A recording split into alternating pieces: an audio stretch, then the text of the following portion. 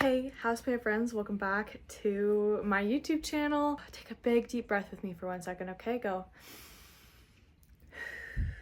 Today, we are doing a full houseplant collection tour. I have been putting this off for a really long time because I felt like something was just not right with my collection, and I also felt like there were some plants I still wanted to get or that I knew I was getting like in the mail or something. So I kind of put off filming this for a while. I don't think I've filmed one of these since I originally came back into plants, like in March of 2025.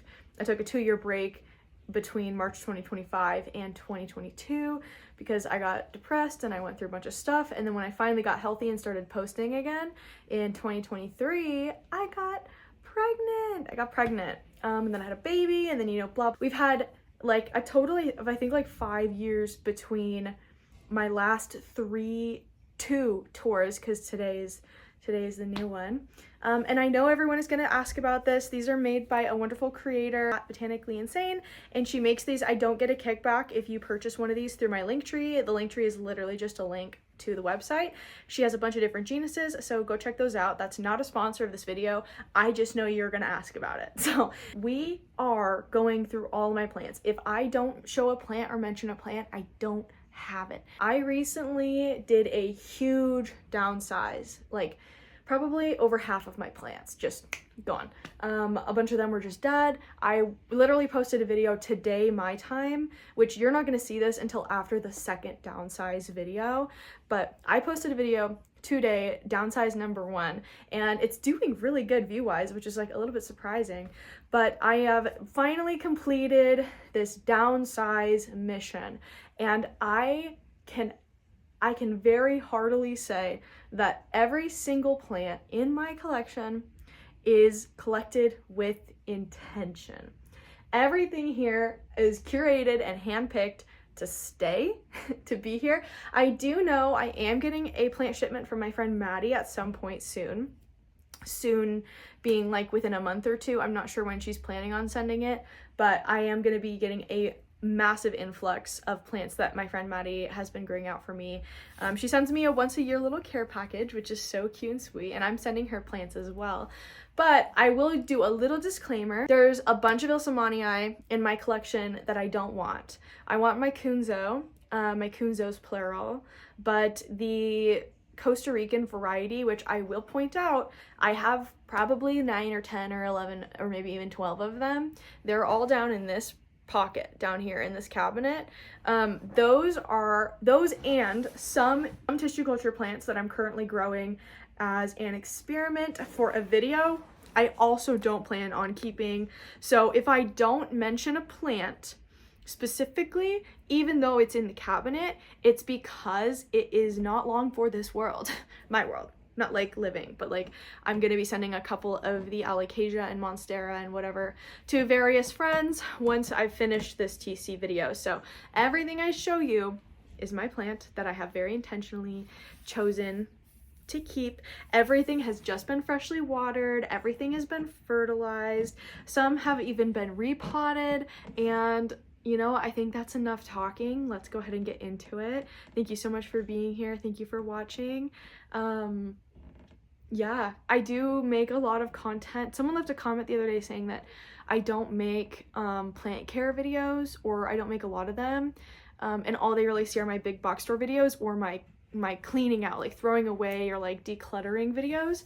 I do make a lot. I make a lot of other content. I post 3 times a week, more for members. But all the public content, if you don't generally seek those things out, YouTube isn't gonna recommend them to you. So if you're curious in plant care or like rehabbing or repot with me's or literally whatever, just type planting Ashley and then whatever it is that you're looking to see. I also have playlists on my YouTube channel that you can filter if you go into videos and then playlists, and you can see I've very meticulously sorted every single thing. I have always had these playlists, so whatever you're looking for, I definitely have it. And I have videos that go back almost 7 years now. So thank you so much for being here. I seriously appreciate it. I feel really good about everything I'm about to show you, and I'm really excited about everything I'm about to show you. There's a couple ways I've done this in the past. So what I'm gonna do is something a little different today. Instead of setting the camera up and grabbing everything one by one and like showing it to you, I am going to be picking everything up and showing it to you like first person style. So my hand in front of the camera, the plant in front of the camera, me not in front of the camera, just because I don't have a tripod to really set up. Like whenever I'm setting up my camera ever to take any pictures, I'm using plants or like my baby's dresser. So I'm gonna do a walkthrough, like I'm gonna generally show you everything, and then we will go into specifics of all of my plants. So right when you walk into my room and then you look left, you see my little wall of floating mounted plants. 2 of these are empty, 3 of them have plants in them. This is my begonia Sarawak in here. Sorry, I forgot that we're doing a little walkthrough first. So you see my little plants right here. 2 of these are empty right now. And then if you turn to the right, you have this. Now, this is like my main plant wall, and it's made up of 3 IKEA red stick cabinets, and then 3 box sand wall mounted planters, and I'll give you a closer look at that in a minute. Here's the top. I didn't really have time to dust this. I'm on a time limit with my babysitter for my son, so you're gonna see a little bit of soil here and there, but these are the living wall planters that these plants are sitting in on my wall. I love them. Like, I really, really love them. They're underrated for sure. Then here is each cabinet. Generally, I am going to give you a detailed explanation, just doing a little overview of everything and everyone. Cool. All right. And here is the 3rd cabinet. Technically, it's the 1st cabinet, but who's counting, really? All right. Then we have the window, and the window plants I will get down to show you because I don't really feel like doxing myself, but I love my window. The plants love the window. And then here's my little futon. I sleep on a shiki futon with my family, and this is obviously our tatami mat. This is real tatami. It's not fake. And then we have a real futon, and yeah, I love it so much, and it folds up into this couch during the day so that I can have all of this room for activity. My son loves it too. Then over here, we have the rest of everyone. So these babies are the dresser plants. This is how I film it. I prop this open a tiny bit, and then I set my phone against it, and that's how I took my thumbnail for this video. Yeah, here's these plants. They look pretty dark right now because I've got all these lights pointed at the other plants so we can see them better. And this is my entire cactus and succulent collection. This is literally the entire thing. And that was done in video 2. Get a little baby wipes off here. I have to do cord management, pretend that you can't see that.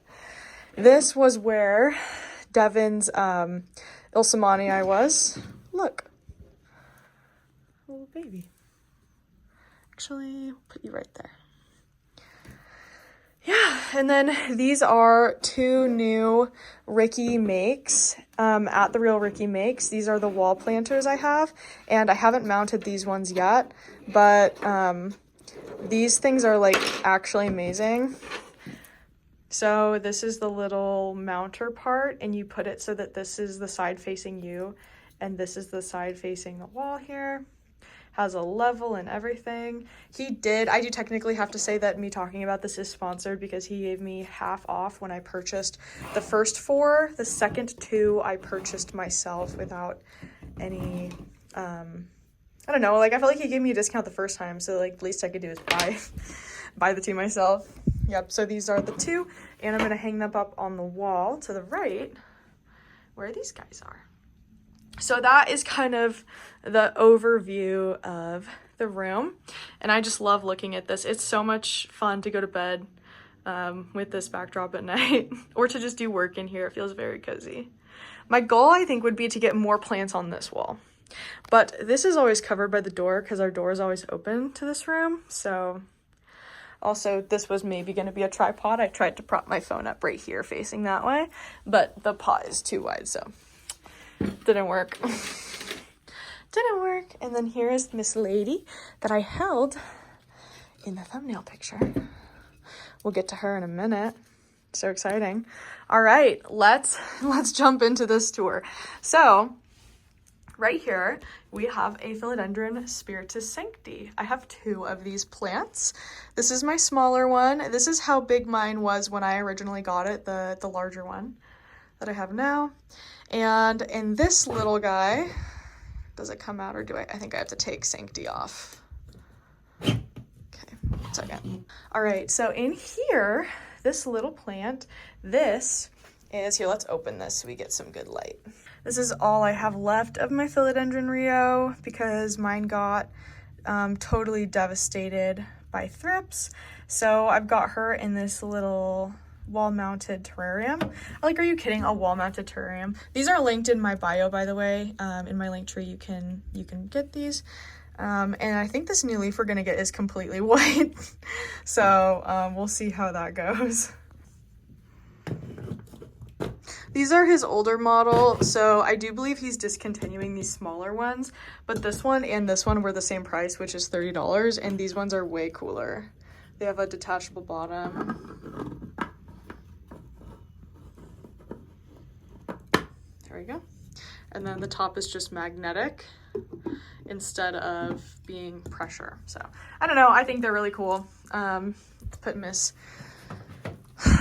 Sancti back. There we go. She is giving us a new leaf right now, which is super exciting. Then we have this baby. Here she is. So this is my begonia Sarawak, and she's very, very cute and sweet and wonderful, but I definitely need to do, you know what, we'll actually just leave her in here for now because she got a little bit too wilty because I was distracted. Wow, look at that blue sheen on her. I got a little bit distracted. I grew this entire plant from 1 leaf, you guys. I'm not even joking, 1 tiny little leaf. And I'm having Maddie send me another little leaf when she sends me her package because I'm a little nervous about this guy. I'm gonna have to change its situation because I don't think it's a little too big, I think, for this. It wasn't when I put it in there, but it's just been exploding. So anyways, that's little begonia Sarawak.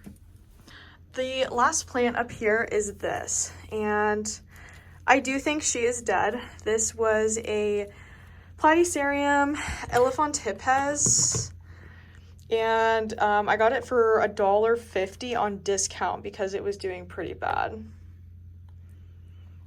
But yeah. All right, that brings us to right here, and we're gonna start with the plants outside the cabinet first. So this is Platycerium bifurcatum, this beautiful little plant right here. I've had this for a long time. She's actually looking like she's phasing out this paddle, which means we're gonna start getting another new one soon. Right here. And she's in a old heirloom family pot right here. I got this little guy, this little mushroom. She's not the like cutest when it comes to staghorn ferns, but she's been with me for a long time and I really love her and I'm excited to see her get big someday. Then we have this baby. This is brand new to my collection as of this week. This is a Epipremnum pinnatum Cebu Blue, and I bought this because this is a plant I have wanted to have for a really long time, but we didn't really have the ability for me to just buy plants here and there. I know that in my videos it looks like I buy a lot of plants, but I really don't, and sometimes when I buy plants I just immediately go return them because I feel guilty. Like, it's a problem I've been dealing with that I've kind of been talking about in the in my videos, I guess. But now my husband got a really cool job, and so I was able to snag myself a Epipremnum pinnatum Cebu Blue. This was one of my original plants back in the day, one of the very first plants I ever got really into, so it's really nice to bring her back into the collection, and such a healthy one. And then also I loved this pot. The three-legged pot is super cute. You'll see these little houses tucked into my plants here and there in this video. Let me know how many you can count. I thrifted these. They were $1 each. And I love them. I tuck them literally everywhere. And I just think they're really cool and cute. If you're into thrifting content, that is members only content. So if you're ever interested in what I'm thrifting or anything like that, you can always become a YouTube channel member. Then we have the girl. This is my philodendron Spiritus Sancti. This is number 1. This is number 2 right here. And Miss number 1 is amazing. She's actually sizing up again. So this is the newest leaf right here. And you can see it's almost got a little juvenile form again because it's working on sizing up. Here are mature forms, but a leaf size down. So this is what she'll look like eventually, but like double the size instead of this kind of like straight down, barely lobing, you know what I mean? But this is so exciting, so cool. I love her. I've had this plant for over a year now, and she is just like my absolute pride and joy. I had 2 for a little bit because I got one for my mom, or I guess my mom got one for both of us, and I brought it with me to Arizona to see her recently. So yeah, but yeah, big leaf, big new leaf, very exciting. Then let's start plants on the bottom row. This is my Epipremnum pinnatum albo something. I don't really know exactly what it's called, but she's so beautiful. I love this plant. I got this from my friend Devin. Devin, you might remember, is the person whose plants I was watching for so long. They actually took up this entire cabinet, which now it's all my plants. And I just love this plant. I've had this plant for so long. It recently has been in a little bit of like a halt. Like, it hasn't been really growing for me, which I got a little bit concerned about, but she is growing again now, so I think we're good. I think she's just an exceptionally slow grower because she's so white, and in case you don't know, white doesn't photosynthesize, so it can only photosynthesize based on the green, and this plant is like primarily white, so it is what it is. And then back here we have a plant that I almost thought about getting rid of, and this baby, here, let's open this. Ooh, baby, look at her. This is a blue oil fern. Oh my gosh, she looks so good. When she was thirsty and really sad, she was like a weird deep green color, but now she's so blue. Oh my gosh. What is it about plants reflecting blue that just like really lights up the brain cells, you know? Oh my gosh. I got this from a Zamzows, and she's doing really great now down there. I have a giant Tillandsia xerographica my best friend Tasha got me as a birthday gift. This thing is giant, also from Zamzows.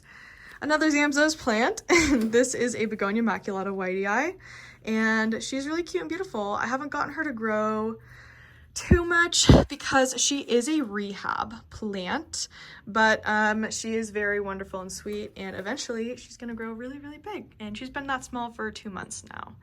Then we have my rabbit's foot fern. So I have 2 of these. One is actually just on the wall back here because I haven't been able to plant it into this pot, but I have 2, and I love this plant. I'm really excited to be able to help the one that I really neglected by kind of like up-potting it, swapping out the soil for something new, and then adding in this new plant. And I think it's gonna be a really good fit. Like we can see that the rabbit's feet, these are rhizomes, by the way, that's like where the new leaves come from. They're already starting to do better since I have been able to take care of my plants again. Then we have my curly spider plant here. This is spider plant Bonnie. She's the most beautiful thing ever. I grew this from 4 very small plantlets. They were literally this big from my mom's curly spider plant in Arizona.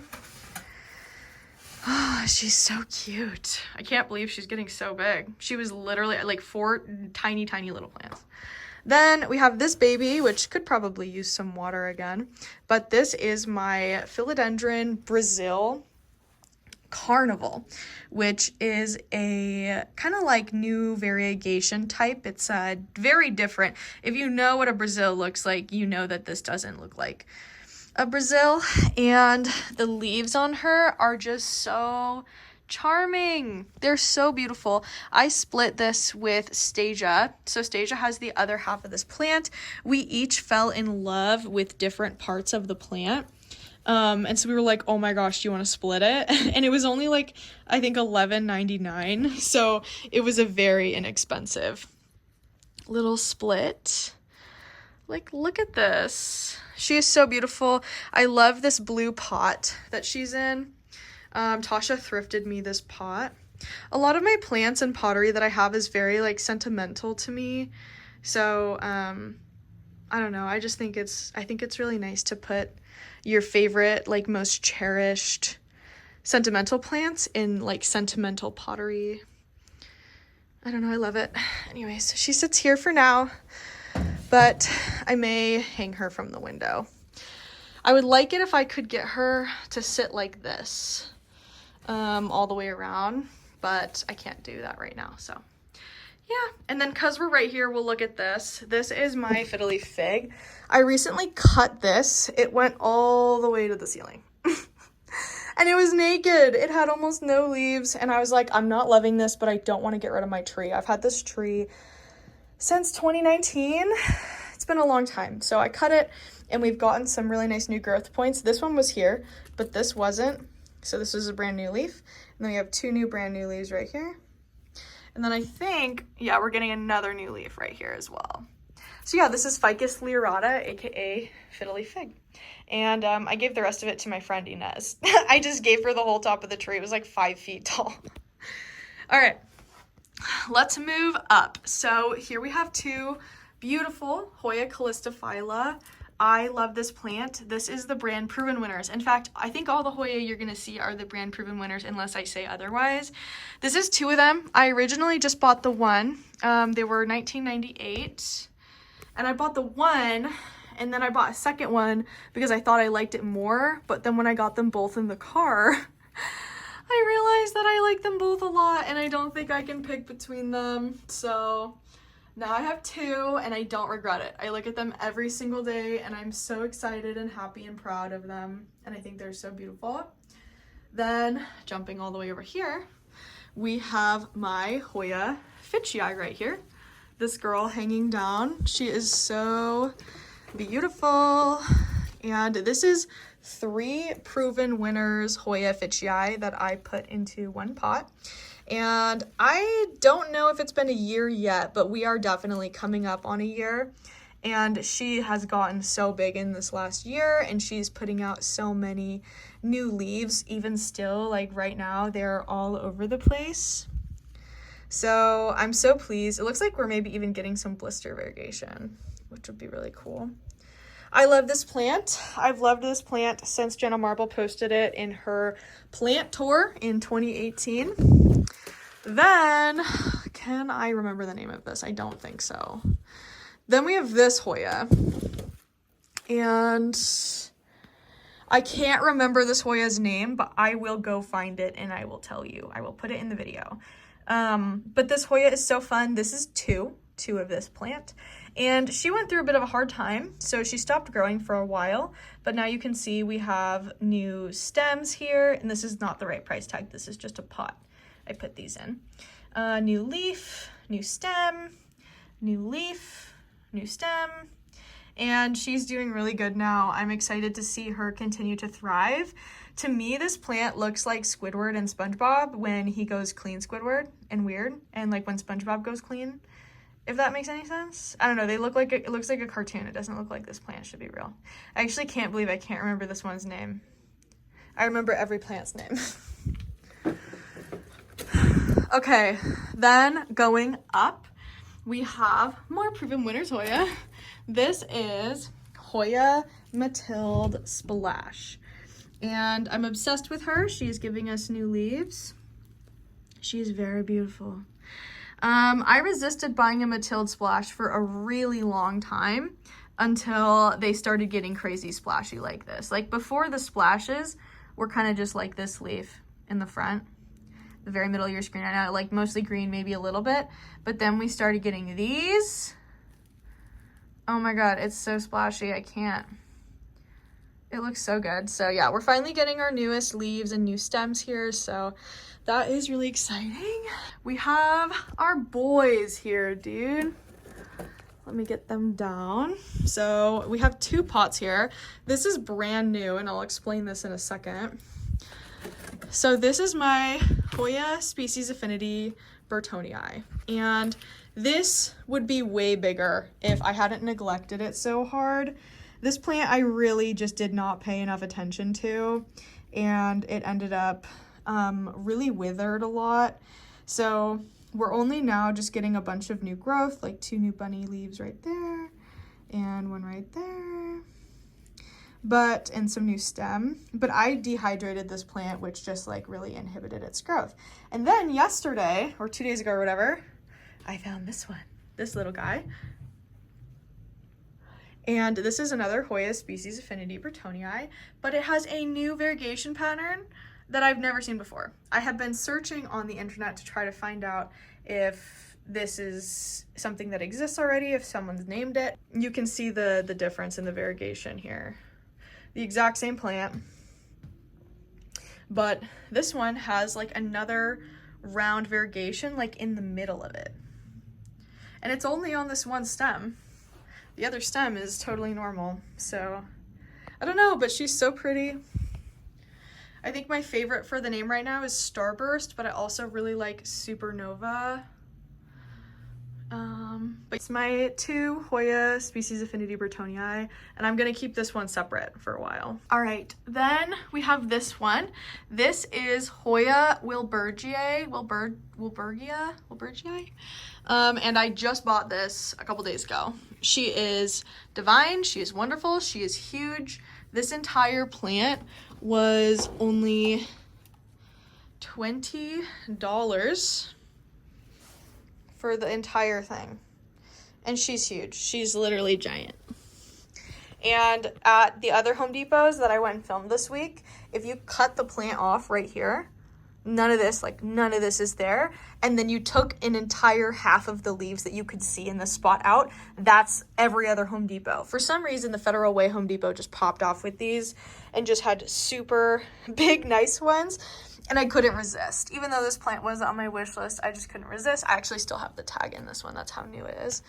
I haven't taken it out yet. And I love these Proven Winners pots because they fit perfectly into my living plant wall. And this one has active, this is a healthy stem we're looking at. So it has active growth. And I love the pink spots. So, yep, she goes up here. And then right here, we have my Hoya carnosa Crimson Queen. And you can tell this is a Crimson Queen and not a princess because the variegation is on the outside and the green is on the inside on almost every leaf. I love the new leaf color. It comes in very red, or pink, I guess.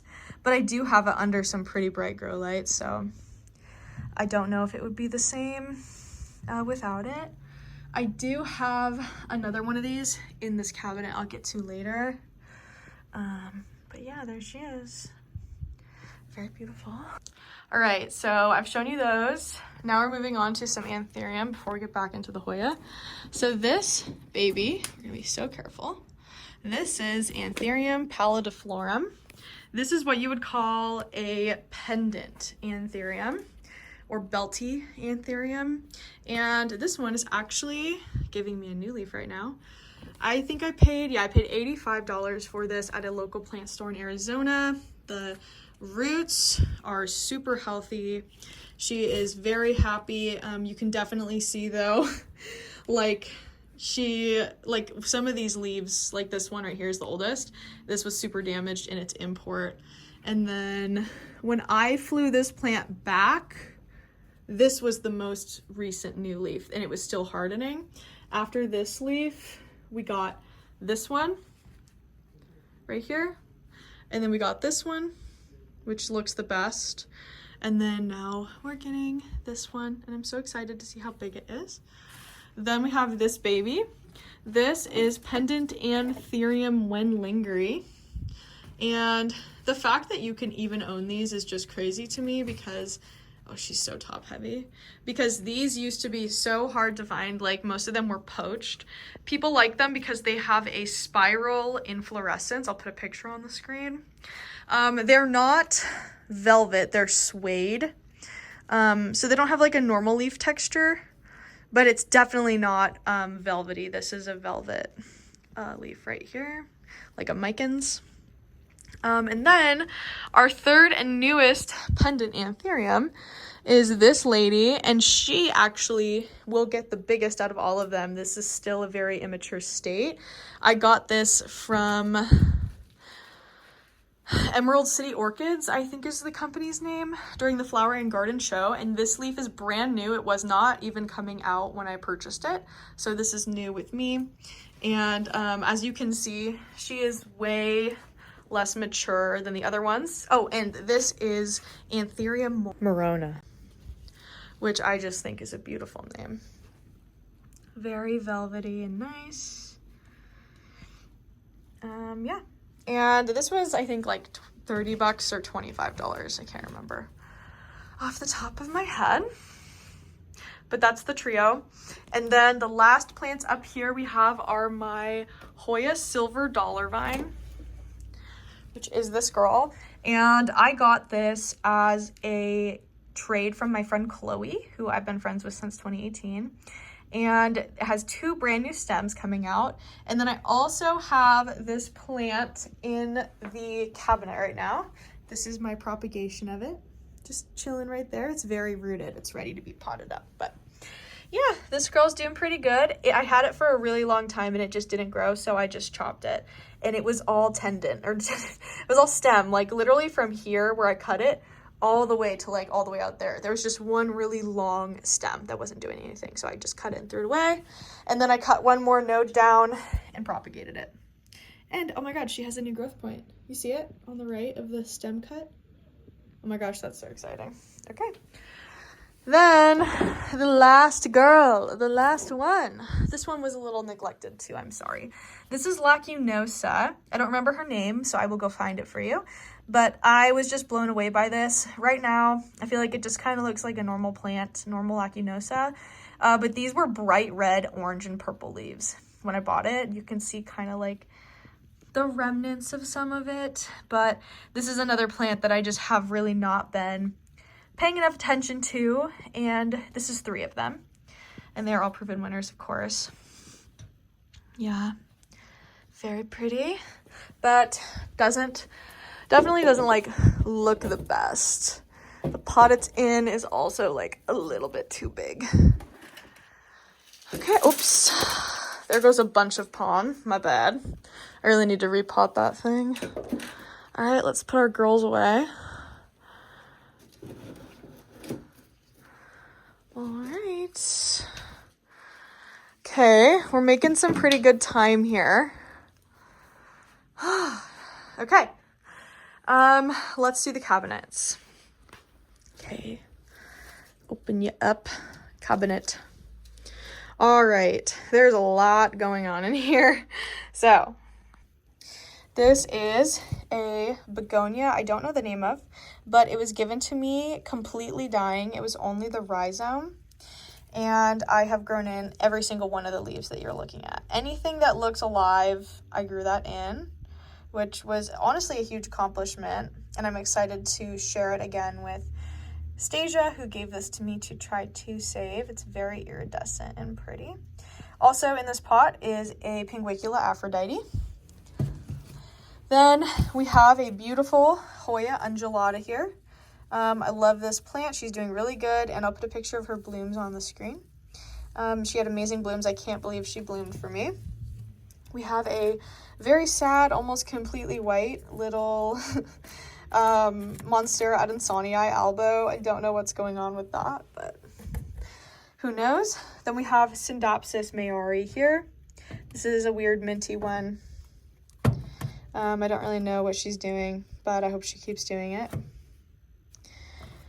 Then we got a adansonii Indonesian mint here that is doing pretty well.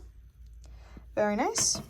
We have a Syngonium red tricolor with my peppermint princess philodendron erubescens tucked into this pot. I don't know if we're going to keep the two smaller ones because they started to rot. They started to get root rot, but this middle one is very healthy and hardy. So fingers crossed, everyone. Then we have a pingdom here, and I don't know all of the names of everything. So I'm very sorry about that. I genuinely couldn't tell you unless I had the actual tags here, but they're very pretty together. And I just watered all of them. This is a newer pingdom, so it doesn't look as good as it could. It could definitely look healthier or be flowering. Then we have a couple propagations here. So I accidentally forgot to turn on my cabinet grow lights, and my begonia Maldonado just ate it. So here I am trying to repropagate it. You grow it back in. We have a Syngonium starlight here, very cutie. We have a string of turtles back there. This is my oldest pingdom. This is what I mean by healthy. Like, this is what a healthy one would look like. You can kind of see, I feel like, a little bit of the difference, but this is Pinguicula Aphrodite, these long ones. And then I think this is Pirouette. I'm not sure though, so don't quote me. And I'm pretty sure, actually, we don't know what this one is, but it's Tasha's pinks. So yeah, she's turning pink for me, which is really fun. And you only want to water pinks with distilled or RO water. But any water is better than none if you run out. Oh, we lost someone. Man down. We'll just tuck you there for now, I guess. Okay. Then up here, we have a couple pinks. So this is Pinguicula sethos. See, it's got the tag, so I can actually tell you what it is. She was not doing too hot, but I got this from Ricky Makes, the guy who I got the terrariums from. The guy who I get the terrariums from, and he said that if that one dies, he'll send me a new one. Because it was kind of looking sus when I bought it. And then this one is so cute. I love that it's like cupped on the edges. And this is Pinguicula gigantea and seductora. Very pretty. She's very little.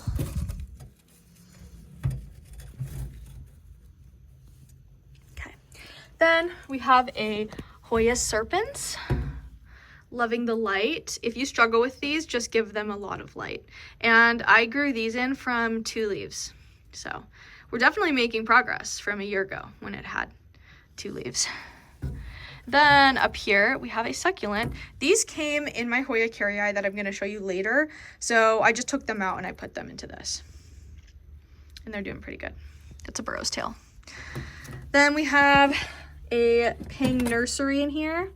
We have Calathea here. This is Calathea leuconeura variety Kershoviana.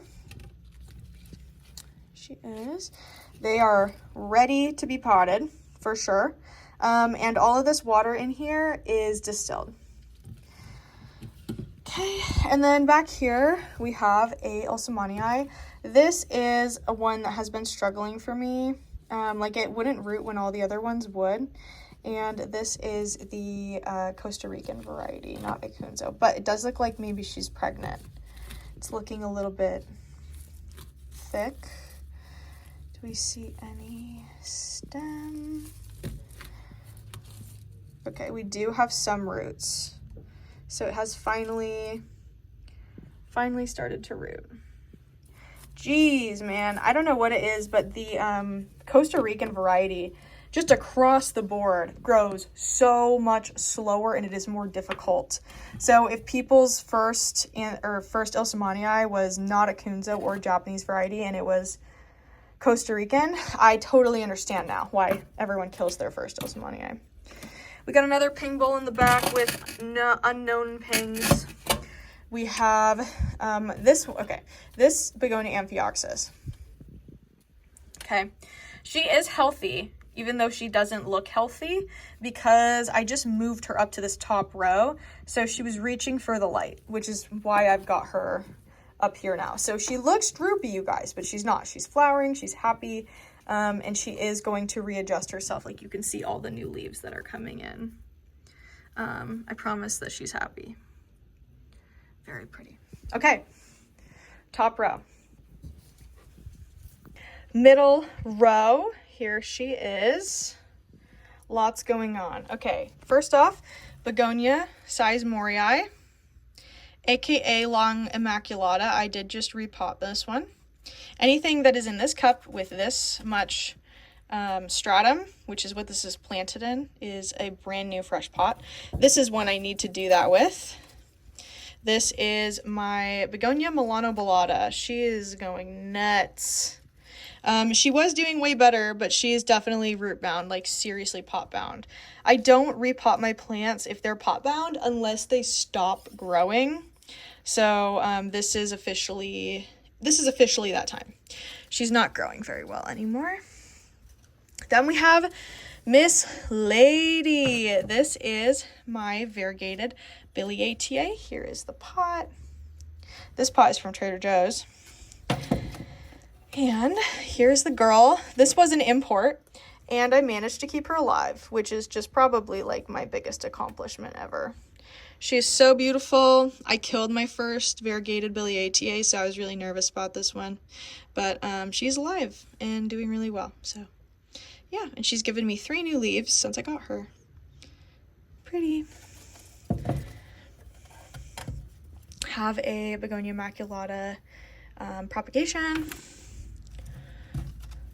This is my Japanese Kunzo philodendron ilsamanii, and I just repotted this yesterday, so I'm a little nervous to see how it does in stratum.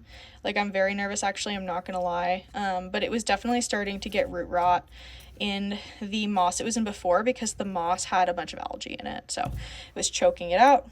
Then we have this baby, and I can never remember what this is called. It's on the screen though. I cannot remember who she is, but she is very pretty, and it also just got repotted. This is another begonia maculata whitei, and I grew this one in from a tiny baby, and she has a new leaf coming in that's super pink and pretty. Very nice. This is Anthurium Hugh Doriaki and Self. So this is just a Doriaki Selft Anthurium, and I got this from Cartel Dawn. Very pretty. I love this plant. Here's another begonia maculata whitei prop. I love that plant. We have a Micans here. I thought this Micans was reverting, so I actually almost gave it away to someone. But I saw there was a tiny bit of variegation on this leaf. Teeny tiny bit down the middle. And the new leaf is actually a half moon. It's not done hardening off yet, but the right side is normal and the left side is a blend of variegation. So that is super exciting to see, because I love variegated Micans. This is a baby philodendron Florida Beauty. This is a Gesenia epipremnum Gesenia propagation. This is a begonia melanobalata propagation. This is a philodendron gloriosum propagation. Very pretty.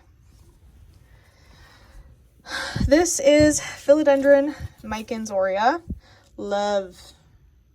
Love, love, love. She's a little burnt, but it's okay. She's still pretty even when she's burnt.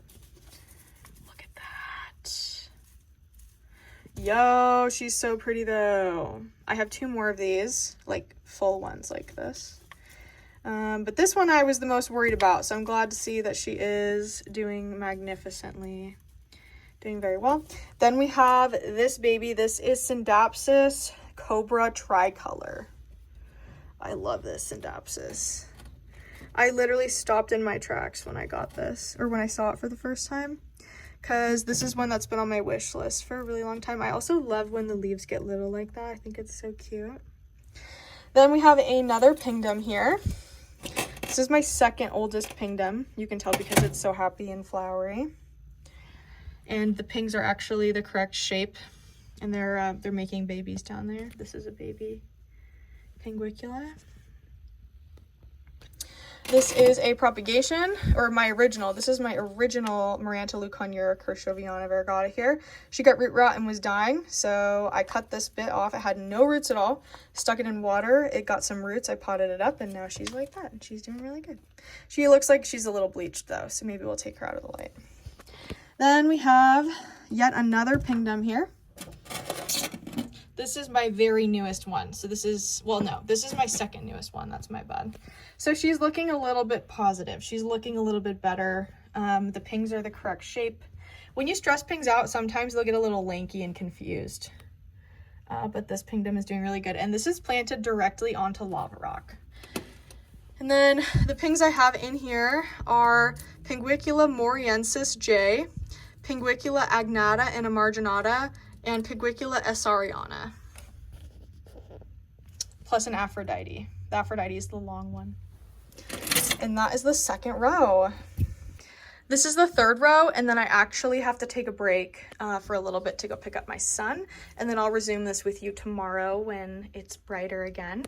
But these are all the tissue cultures that I don't think are doing well, and it looks like I'm proving myself right here. Yeah, so this one's just trash. This one also is definitely trash. That's not coming back. Throw that away. This one's okay. This one's okay. This one, this is a white monster. I don't think this is gonna live, but I won't throw it away until it's, you know, looking like this or this. That's a Thai constellation, what I think is a creme brulee, but it's okay because it's dead now. This is a variegated peace lily, and she is so cute. This is a baby from my mother that I have had since last Mother's Day. Originally purchased at Zamzo's. I'm not going to talk about the tissue cultures. Oops, my bad. Oh my god, you scared the shit out of me. Oh my god, I just had the life scared out of me. We have this alocasia, which I do think will recover, but oh, sorry, I just said I'm not talking about these. Let's stick to what I said. Okay, we have this beautiful begonia tan Jihoii. I'm going to fully repot this soon because this repotting job is like hilarious. It's so bad, but she's beautiful. I love the new leaves she puts out. She is very iridescent and sparkly. Literally so beautiful. I love this plant. Oh my gosh, love. Then we have a propagation also ready to be potted up of a couple different begonias from my friend Stasia, and I'm really excited to pot those. Then we have a begonia size Morii propagation I started January 1st of this year, 2026. And he's coming along. You can see the little green guy in there, but I'm not going to open him yet. My asparagus fern. My first plant back, this was given to me by the owners at the Plant Bodega Co. AZ, which is actually where I bought that Anthurium pallidiflorum. And she's doing so good and beautiful. I really prefer this mature size, so whenever these get too big, I always cut them back, like all the way, and then I sell the big propagations, and I keep the teeny tiny babies because I just think it's so pretty. But I don't like the mature leaf shape on Philodendron arabescens. And then in the very back, we have the Ilsamanii. So this is the Ilsamanii Costa Rican variety. This is the mother of the super giga variegated ones that I have, that I originally bought to cut back. And she's been doing pretty good. This entire growth, like this entire stem that you're seeing from right here all the way up, that's all brand new after I cut it, because I cut it all the way down to the bottom. And then it has a green Ilsamanii baby. Very slow growing in comparison to the Kunzo. Definitely get yourself a Japanese or a Kunzo if you can, if you're gonna get an Ilsamanii, because this is just so slow. All right, I'm gonna come back later. I gotta go pick up my son, and then it's gonna be too dark to film anymore tonight. So we will do the rest of the Redstas, my window, my dresser plants. I hope my finger wasn't in the way. And then my table, my cactus collection and everything. So, all right, I will see you guys again very soon. Hello, it is day 2, so let's get into it. Also, I picked up some things from Hobby Lobby that I just put up. I'm going to show you the ribbons in a second. You can kind of see them, but they had these disco balls I'm going to hang. I got 3 of them, and then they also had these trellises that were only $2, so I'm going to use these on my new Hoya that I got. All right, let's start the second cabinet tour. Okay, so you just saw everything plus that cabinet, so now we are doing this middle cabinet here, and here's just kind of like, I'm really trying to give you guys spatial awareness here, so we're in this cabinet. Okay, this is tough, but this is probably my favorite cabinet because this is where most of my Hoyas are, which, believe it or not, these are not most of my Hoya. And here is most of my Hoya. So these are cuttings I literally just took of Hoya erythrina that I just purchased from Devon. Oopsie, that dried up real quick. Gotta put some more water in there. I love stratum, but the second it dries out, it lets go of its propagation victims. Okay, so yeah, anything you're seeing in this new stratum, I just newly propagated, basically. Okay, so these 2 plants I'm actually about to send to Miss Tarajo. She was a top tier member, meaning that she got 1 plant propagation a month. It's the $100 tier, which is expensive, and I don't even really promote it when I talk about my memberships because it's so expensive that, like, it's kind of like you're seeking something out, like if you're interested in something like that. But you get 1 plant a month from me or more if I just feel like I have extra stuff.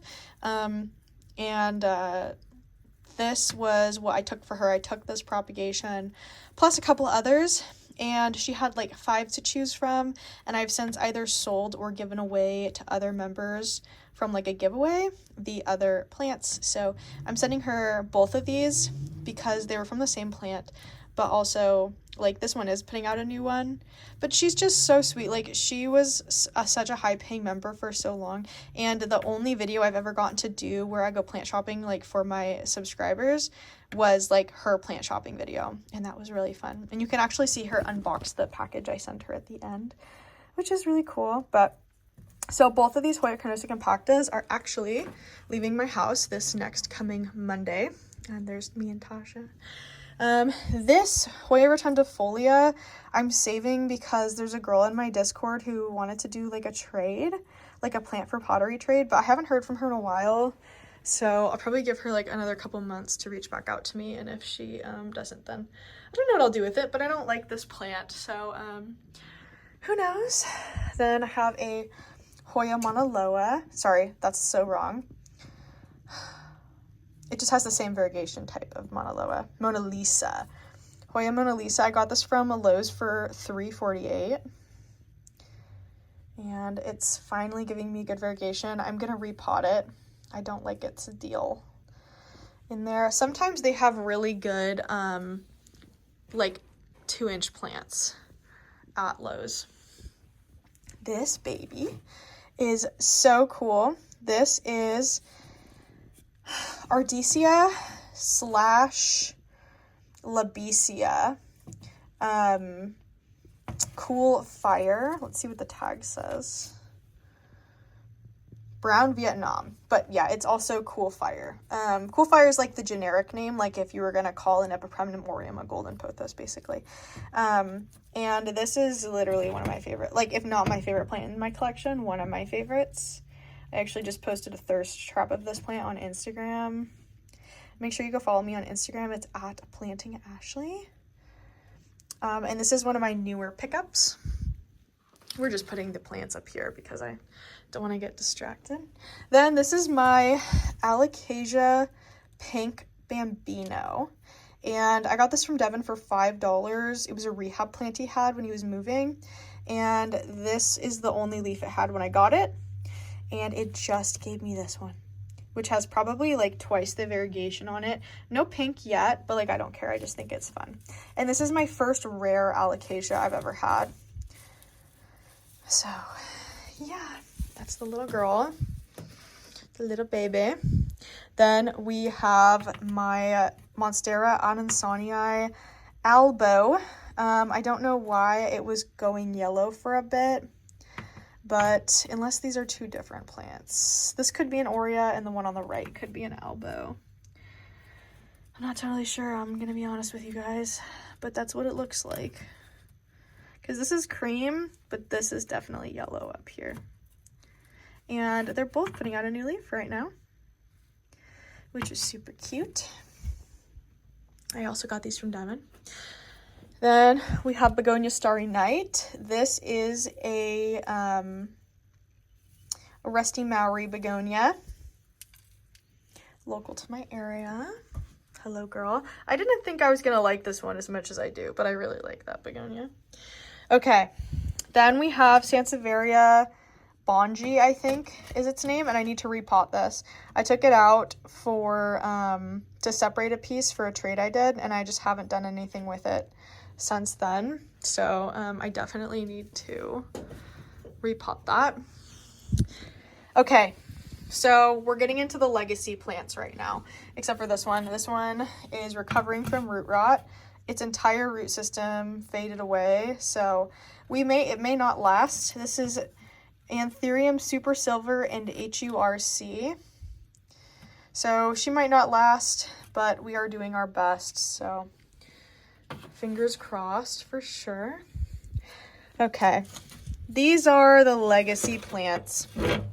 So, a couple of these I had, okay, this one, I can't remember if this is one of the plants I had when I was depressed or if I was sent this by someone and then I grew it in since then.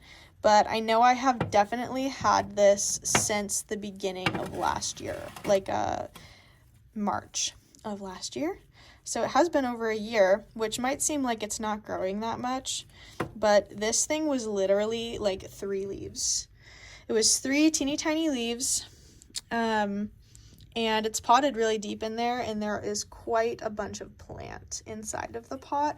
So to me, this is a success. I don't know if it's a success to everyone, but she is still actively growing, throwing hands everywhere. That's what I call the new leaves. I call them throwing hands. And I just think they're really cute. This is Hoya-focused variegated. Sorry, I didn't say that right off the bat. But I really love this Hoya, and I've just been wrapping it around itself to try to keep it from going all over the place. So this is my girl, and I'm actually going to repot her soon into some mini leca because this leca that she's been in is pretty old, and I don't really wash my plants, as you can see. So she has good roots, but like there is some algae growing in there, and we don't want to be seeing the algae. So I'm gonna repot her with mini leca. Then this baby, this is Hoya Hollyana, Hoya carnosa Hollyana. These are still relatively expensive if you wanted to get one. They are not a cheap Hoya to get a hold of by any standard at all. And this one I bought from Devin. it was rehab when I bought it. It was expensive, even though it was a rehab. Like, I think I paid like $35 for it, and we didn't even know if it was gonna live. And it is doing amazing. It is thriving. It is popping off. But I will say this Hoya is an extremely slow grower. Like, I've had one of these before in the past, back in 2020. And it was such a slow grower. I didn't love it. But now I just absolutely adore it. I love how twisty it is. And I'm so glad I took the leap. It is also putting out an entirely new stem right here where my thumb is pointing. Plus it has a growth point and a new leaf coming in down there where my middle finger is, plus up here and right here.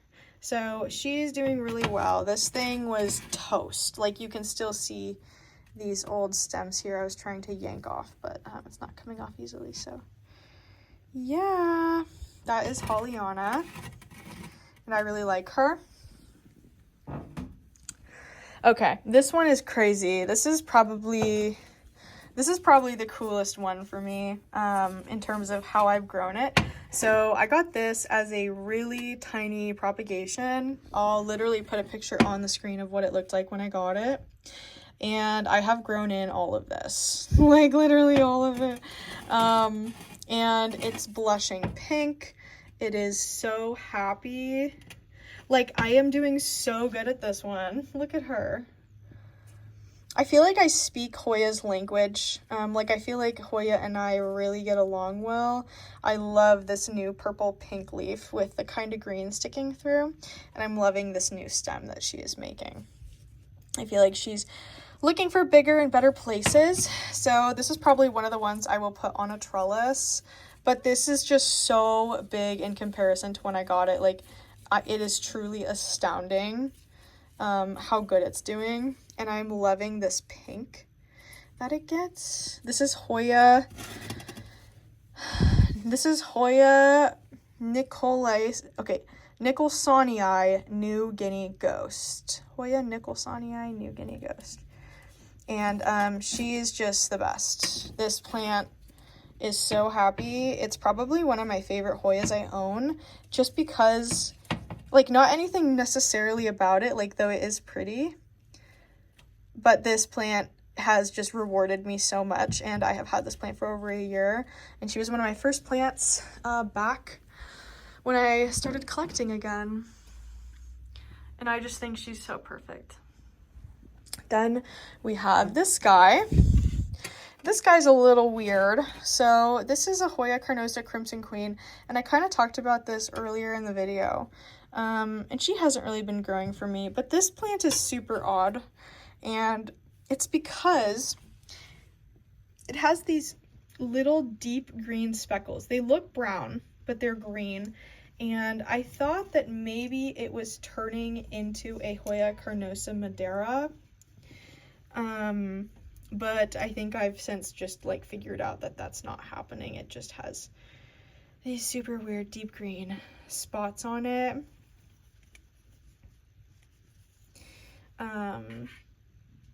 All over the place. Like, there is some damage, but it's just a very pretty, like, very oddly variegated plant. And when I posted it on Instagram after I found it, everyone thought it was a Madeira that I just found at a grocery store, but that's not the case. It is definitely just a Carnosa Crimson Queen, but I think it's just so white that it can't quite grow properly. So I am going to repot this one for sure, but she is very beautiful, so I'm not getting rid of her. And I've had her for a long time now, but yeah, that's her. I think she's gorgeous, but she definitely needs a repot for sure. Okay, then we got this guy. Oh, he tipped over.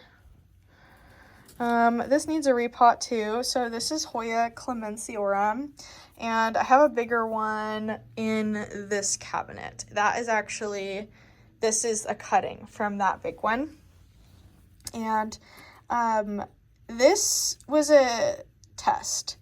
I wanted to see how quick it would grow because Hoya clemensiorum typically grows really, really slow, like so slow that it's never giving you a new leaf and it's been 3 years. But the Proven Winners ones are just so thoroughly acclimated that they aren't like that. They're totally quick and, oops, just spilled that everywhere. They're totally quick and normal. That is all sun stress on the back. This leaf was kind of weird though. I don't know like what happened with this, but yeah, it did like a little cup thing here. I don't know what that's about, but yeah, this grew pretty quickly, but this is definitely dying right here. They don't turn this yellow color unless they're dying, so I'm not sure what happened with her, but I'm gonna try to put her on a trellis, I think, and maybe that will help, but yeah, I don't know. I don't really know exactly why she's yellowing like that. Then we have the community cup. Okay, so there's a lot happening in here. We have Hoya polyneura. This is the normal polyneura here. It does have a little bit of silver on it, but this is the normal one. Then we have Hoya polyneura. This is the exterior variegated one, and I don't know if this has a name or not, but we are getting 2 new leaves. Very pretty. Very pretty. Then we have Hoya denisii or denisii friida, which is this baby. And this does not feel like a Hoya. This feels like an outdoor plant. Like this looks like a vinca vine that you would just see outside growing. And I think I have 2 in here, but it may just only be the one. Oh, and the polyneura is also growing from a second spot, it looks like right there. Then we have Hoya carnosa wilbur graves, which is going a little bit pink for some reason, I guess. Just a little bit. And I love a wilbur graves. I wish this one was bigger. I think it's time to separate these plants and give them their own space. And then down in here, oh yeah, there's the second denisii friida, this guy. And then this is Hoya, I think manipurensis, but I could totally be wrong about that. I actually forgot that was in there, so I don't really know exactly what that is. But yeah, that's also some of my older plants. Those were part of the first shipment I got. I can't remember if it was from a subscriber or if it was from a friend or if it was from a giveaway winner on Instagram who decided to send me some plants. But yeah, those were some of the first plants I got back when I got into plants again. Then, sitting conspicuously over here is Miss Hoya carnosa compacta monoloa. And we have a couple in here. This was given to me by at Trinity Tropicals. His name is Eddie. And Eddie is great.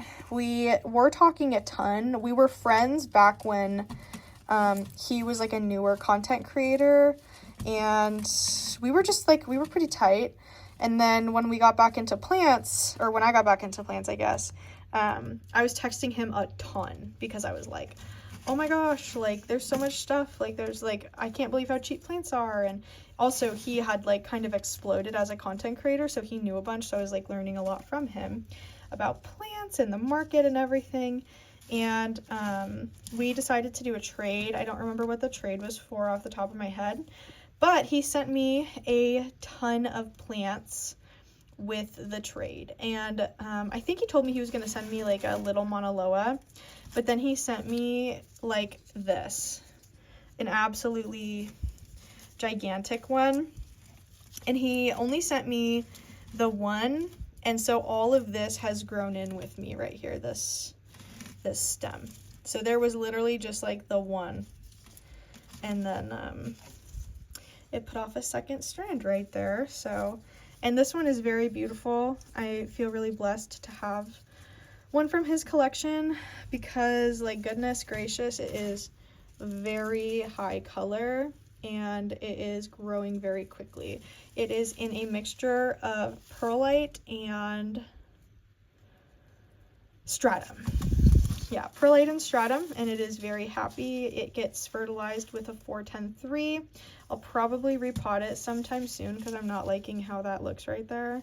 But she grows very quickly, and she is very happy. And yeah, I'm really pleased, like, overall with this plant and how it's doing. I think it is just super gorgeous. I actually haven't cut this one on purpose because it is growing so well.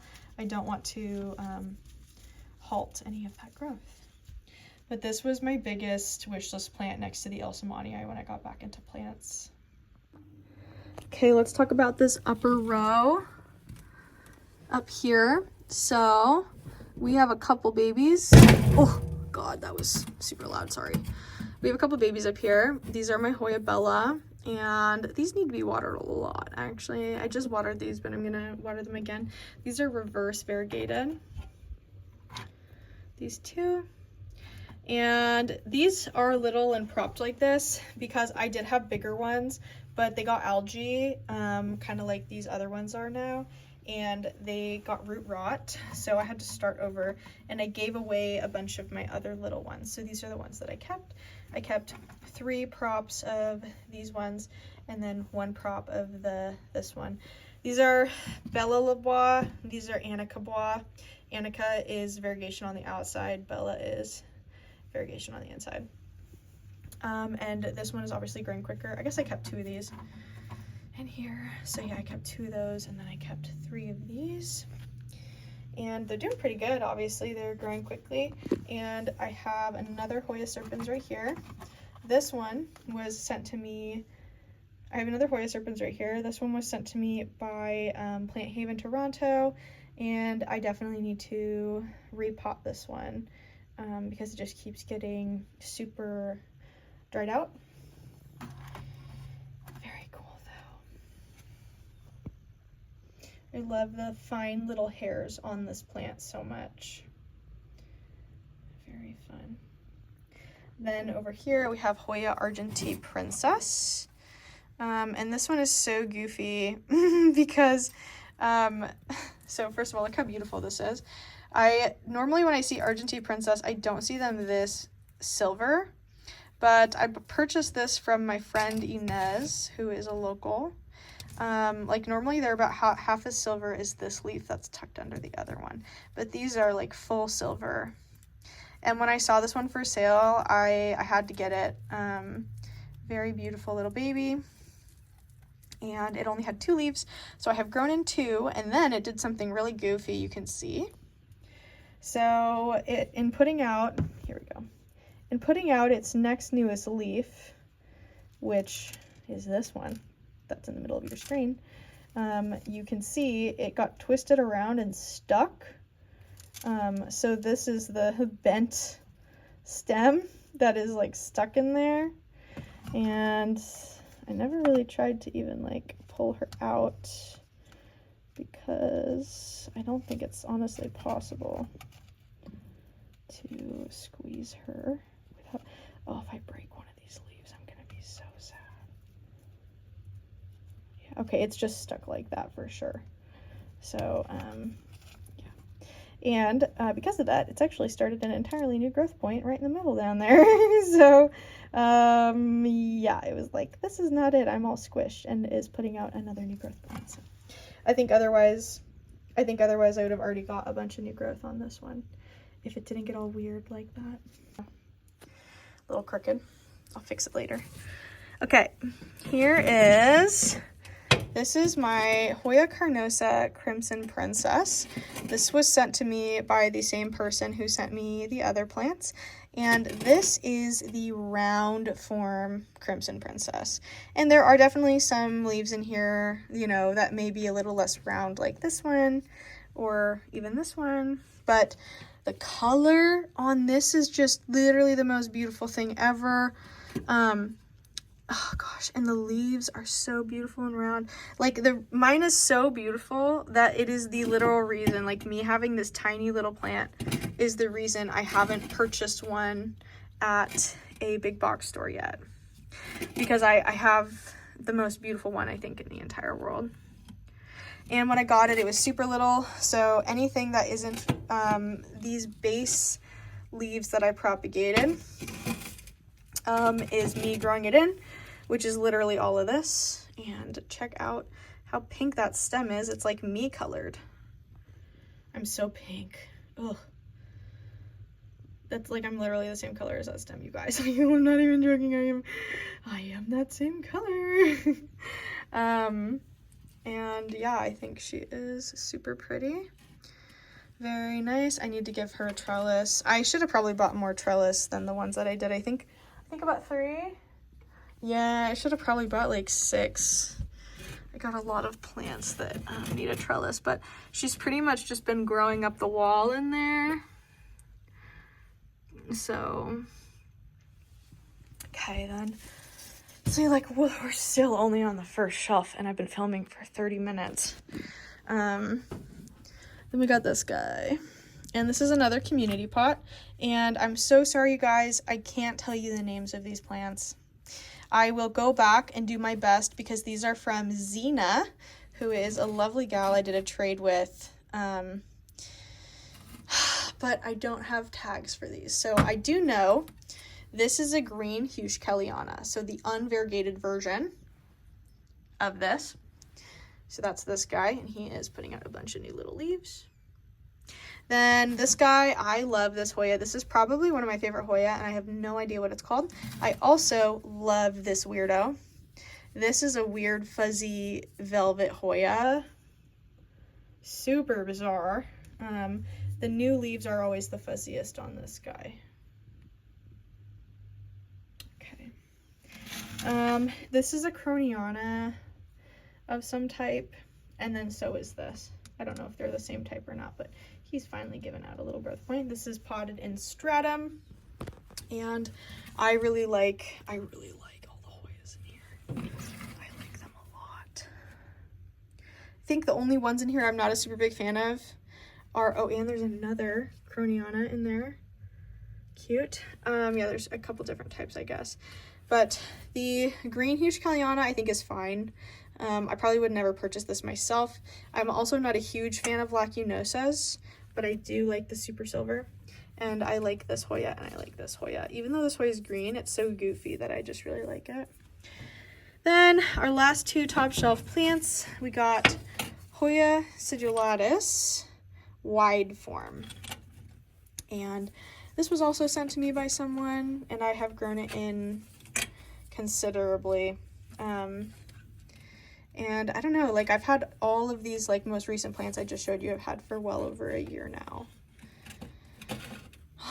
And I just really like them. I'm so glad that I have them. And I just keep them in leca, and I fertilize it here and there, and I barely put water in it. This definitely needs to be repotted though. So I'm gonna do I want to do like a then and now with these original plants I got when I first got back into plants, because I just think it's so cool. I know that maybe most people, they buy plants and they keep them for a long time, and so like that's like how people do it. But when I first got into plants, for me it was all about the shopping. So now that I'm someone who actually keeps them alive and cares about them, it's so thrilling to see how long they stay alive for and how big they get. And then finally, we have this guy. This is pretty nuts. I actually got to get down low for this one. So this, do we have a new leaf coming in? No. Okay, so this is the stem.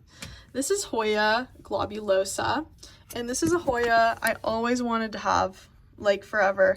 The closest I ever got to it was a villosa, which was a villosa cowdong, which some people say is the exact same plant as this. This is a fuzzy, super fuzzy, hairy, thick, veiny leafed Hoya. I got this as 1 leaf, and I have grown it in, I think this might have also been from Zena. Actually, no, this wasn't from Zena because this is that same tag. So I've had this for a really long time. And she's doing really good. She's just exploding all over the place. I've had to re-angle her around. I think if I gave her something to grow on, she would grow way quicker. And we do have a second growth point coming out right here. Yeah. And that's the top shelf. Let's move on. The top shelf had the most on it. Like I said, this is like where all of my plants were. Like my plants. Like my plants, you know what I'm saying?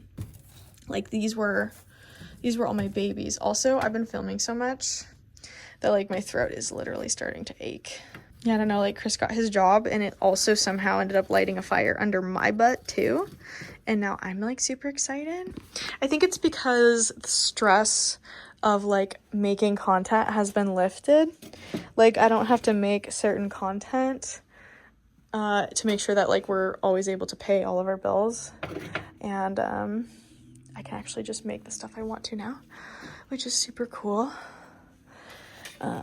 So I think that's why I've been so motivated lately, is I'm just like, I can just do whatever I want. It's so nice. Just getting all of our plants back in, and I am going to be like rearranging everything later. So I'm not exactly trying to put everything back away perfect. I don't know why we're whispering, but yeah, I think that's all. I think we got everything. Okay, next row. There's a lot of tissue cultures. I'm not going to talk about the tissue cultures because that is its own thing. So I'm just going to kind of scoot them a little bit. I need to water them again, I think, and give them some more humidity. I thought I could take them out of their thing, but it looks like some of them are getting a little crispy. Anyways, we're not here to talk about them. So I have this guy. He is still in a baggie with a wet towel because he's doing really good in there, and I don't see a reason to take him out. This is Pyrosa serpens. It's a very thick fern, very Discidia-like. So I love him. I got him from the seller Mizumori. Then this is my Philodendron Hederaceum variegata. And I kept dealing with thrips on this plant, which was why it's which is like literally why it's a little cutting, because my big plant didn't do good. But it looks like she's doing pretty okay. I should probably pot her soon. Then we have my Philodendron albomarginata. Looks like she's sizing up with this nice new long leaf here. I love albomarginata. Very nice. Then we have my normal form. This is Anthurium waraquianum, and this was an import. That was a sponsored import, so I didn't pay for this. And let's see. This leaf is really yellow. It's right under the light, so I think I'm burning it a little bit. So I'll take it out, give it some lower light, but I love her. She is pregnant right now. She's grown in that new little leaf. I'm really excited to meet her. Then we have this guy. He's kind of goofy. This is my African boulder plant. He is in a soot sprite cup from a local ceramicist named Kikusho Creates. I love her. And she was doing a little rough for a little bit, which is why there's no leaves, but I have since got her back under control, and we're actually getting some new stems coming in from right here. This is a Codex plant, and it is a very funky plant. I'll put a picture on the screen of what they look like when they're like a couple decades old. So my goal is to keep her alive for forever until she gets really weird looking. Then I have yet another community pot here. Okay, I'm putting this one down low because it's a little difficult to show, because we have a Hoya latifolia Sarawak in here. And this thing is gigantic. I mean, it's huge, and even the stem is girthy. The new leaves are girthy. It has tried to put out a new leaf before, and I accidentally broke it off. It was right here. This plant is just so big that it's difficult for me to make sure I'm not bumping it. So maybe I'll actually move it into a hanging planter. I think it would really like that. Kind of like a carry-eye. And then also in here, I have my Hoya, caudata. There we go. Hoya caudata. Look at this new baby little leaf that it's trying to make right there. So cute. These are also from Xena, at least as far as I can remember. They're from Xena. From that trade. Now let's be very careful putting her back. Okay. All right, back here. Love this plant. This one also needs a repot. I think all my plants from Plant Haven, Toronto just need a repot. So this is Hoya carnosa Gray Ghost, and she is gray, very silvery. 10 out of 10 with this one. She is putting out a ton of nodes and new possible leaves for the future right there. These little hands on each side of this node are what turn into the new little leaves in the future. So, and I think she's really beautiful. I got her, I think, last fall, but she is dry and desperately needs to be watered and repotted. So we will get on that. Then we have my Scindapsus. This is my Scindapsus aurea, jade satin aurea. I love this plant. It literally looks watercolored. I think we have a second growth point, right? Yeah, okay. So these are two separate stems down here. All right, yeah, two. So here's one. And then this one on the right is the super yellow one. And I don't know why it's doing that. These came from the exact same plant. So I'm not sure what that's about, but it's very cute. And then here are some more leaf examples for the one that is yet to unfurl. And these leaves are old. This was sent to me. I'm pretty sure that this was a import as well. So yeah, her last couple of leaves have been really pretty. I'm not sure why she's taking so long to unfurl, but from what I remember, Scindapsus are just like really slow when it comes to their growth. Oops, sorry, I wasn't aiming that right. From what I can remember, Scindapsus are really slow, so I think that's why she's taking a little while to open up. But like, just look at that leaf right there. Literally watercolor. Then we have my brand new Hoya manipurensis cutting. I got this from my friend Devin. Then we have my begonia sarawak, who is really struggling. Actually, right after I finish this video, I'm going to move this to a 100% humidity terrarium because it was doing really good. I grew this in from a stem, or one tiny little leaf, but I really fucked it up because I opened the dome to show for a video and it hasn't gotten back to normal since. Even with me watering it, it's kind of just crumbling, which makes me really sad. So yeah, I'm gonna be putting this in a Tupperware with full humidity. That's where I got it from originally. It was sent to me in a little Tupperware. But it's not these containers that are killing it. Like, I grew it from one, like I think 4 leaves in this container, and then it exploded and got huge. And then I did something to bother it. I think I might have waited too long to water it. And so now it's just like really angry at me. Then we have Hoya Lockii, and she is dripping. Like literally dripping sap. Like that's sap right there. Hanging off. Yummy. Then we have a bunch more blooms. She's really cool. She is my best blooming Hoya. She's really similar to a Hoya multiflora. They do the little shooting star flowers, but this thing is flowering for me literally constantly. And it has like speckled leaves and they're frilly, and I really like it. And then this one I am trying to save. She got really dried out. This is Hoya species Sabah. And this is actually the oldest plant I have in my collection, next to the plant I told you about earlier and my ficus, because I've had this since 2020, and then Tasha had it for a while and then she gave it back to me, and now it's growing like crazy. It has a bunch of new stems everywhere, but it dried out a little bit, so I've moved it into stratum as of yesterday. Same with this. This had root rot. Oh, she already looks so much better. Stop. Oh my god, she looks so much better. This thing was so wrinkly and dried out. Oh my god, and now it's just the stem that looks a little bit wrinkly. Like, see how soft it is? I can kind of bend some of these leaves, not all of them, just some of them. Versus, like, I can't do that with these ones. They really resist. Oh, I'm so happy. Yay, this is one of my favorite Hoya that I have, so I would have been very sad. This was also a Plant Haven Toronto plant. So yeah, all the Plant Haven Toronto ones, it's not them, it's me never repotting them after they were shipped to me from Canada in that same moss. So that's definitely me. Okay, now we have the bottom row. And this is a silly, goofy row. So we have my Monstera Adansonii aurea right here.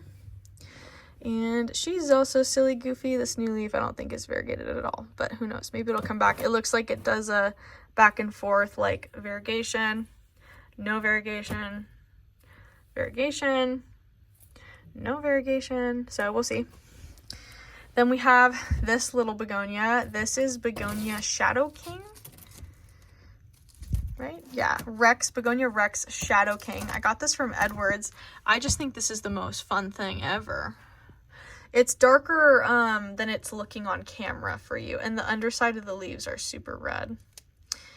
Yeah, and it was $6. I got it from Edwards. Then we have this guy. This is a Cartel Dawn anthurium. This is one of my favorite anthurium. It's Muchlease and Indoportile. And I like this one so much because it actually has a wavy side of the leaf, and the edges of the leaf are red, which I think is really cool. Yeah, I see the wavy sides.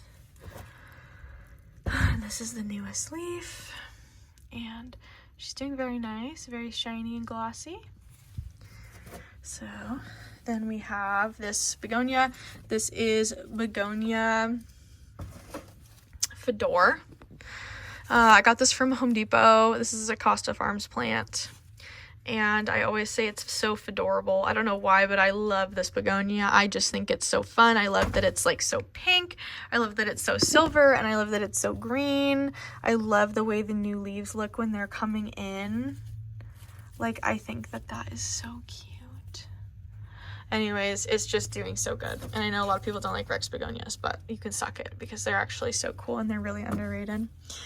Then, okay, this is my Stephania erecta. I bought this from Devin. Well, I was going to buy it from Devin, but then he just gave it to me for free because he accidentally snapped off the giant amount of years worth of growth that it had done. So that plant is a Codex. It's very similar to the one I have back there. So they make these little leaves that come out the top, right? Well, this thing he had years and years and years of leaves on, and he accidentally snapped it when he was putting it into a bag for me. So he told me he didn't want to sell it to me. He just wanted me to have it. And then the pot cracked. And honestly, I just think it's art.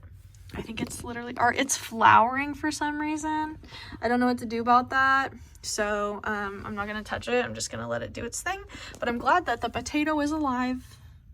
I'm glad the potato is, look at those hands. See, you can't tell me that doesn't look like a head with little hands sticking up.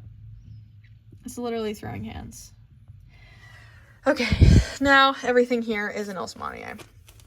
All of these, plus this. I didn't talk about this one on the second row because I was saving it for this row. So I bought a 1,000,001 Ilsmanii. I have the ones that are Kunzo labeled. So this one back here, let's get her out. This is a Kunzo, and we're just gonna set her aside for now. And where's the other one? This is a Kunzo. We're gonna set her aside. And this one is a Kunzo. I wrote on the cup so I wouldn't get them confused. Which means everything else here is and this one's a Kunzo. This is actually going to be crazy to show you guys. This is so nuts. So everything else here is a Costa Rican variety, and including this, and including, where's this one? This is also Costa Rican variety. It's just on the other side of the wall right here, and I talked about that one in the other cabinet. All of these are Costa Rican, and they have been giving me nothing but trouble. This one I actually almost just threw away, but then I was like, no, we're gonna stick through it, and see what she tries to do here. Let me try to actually unfurl this because it's really struggling. Okay, so I actually pulled off the top because it has been stuck for so long that I was worried maybe it has spider mites or scale or mealies or something, because it just wouldn't open up, and it's totally green on the inside, and it was rotting at the stem where it was stuck. So I'm glad we checked. She does have an axillary bud, so she'll come in from that little red spot next time, and she'll be way healthier and happier. But these plants have just been truly nothing but trouble. And I'm not saying that, like, I say that even though I know that I'm going to try to sell some of these at some point. This one also got stuck, but I was able to unstuck it. And now it's going to grow and we'll work with it. But these don't grow. Like, they don't. If people's only experience with Ilsamanii is the Costa Rican variety, I can totally understand why people have such a hard time. This plant had spider mites, but I fixed it, and now these leaves are coming in super healthy and happy. Like, look at the way that one's unfurling. This is a green Ilsamanii. It's not going to stay green though. The variegation will always come back. Ilsamanii are stable, but they need the right requirements like light and humidity and hot temperature to do well.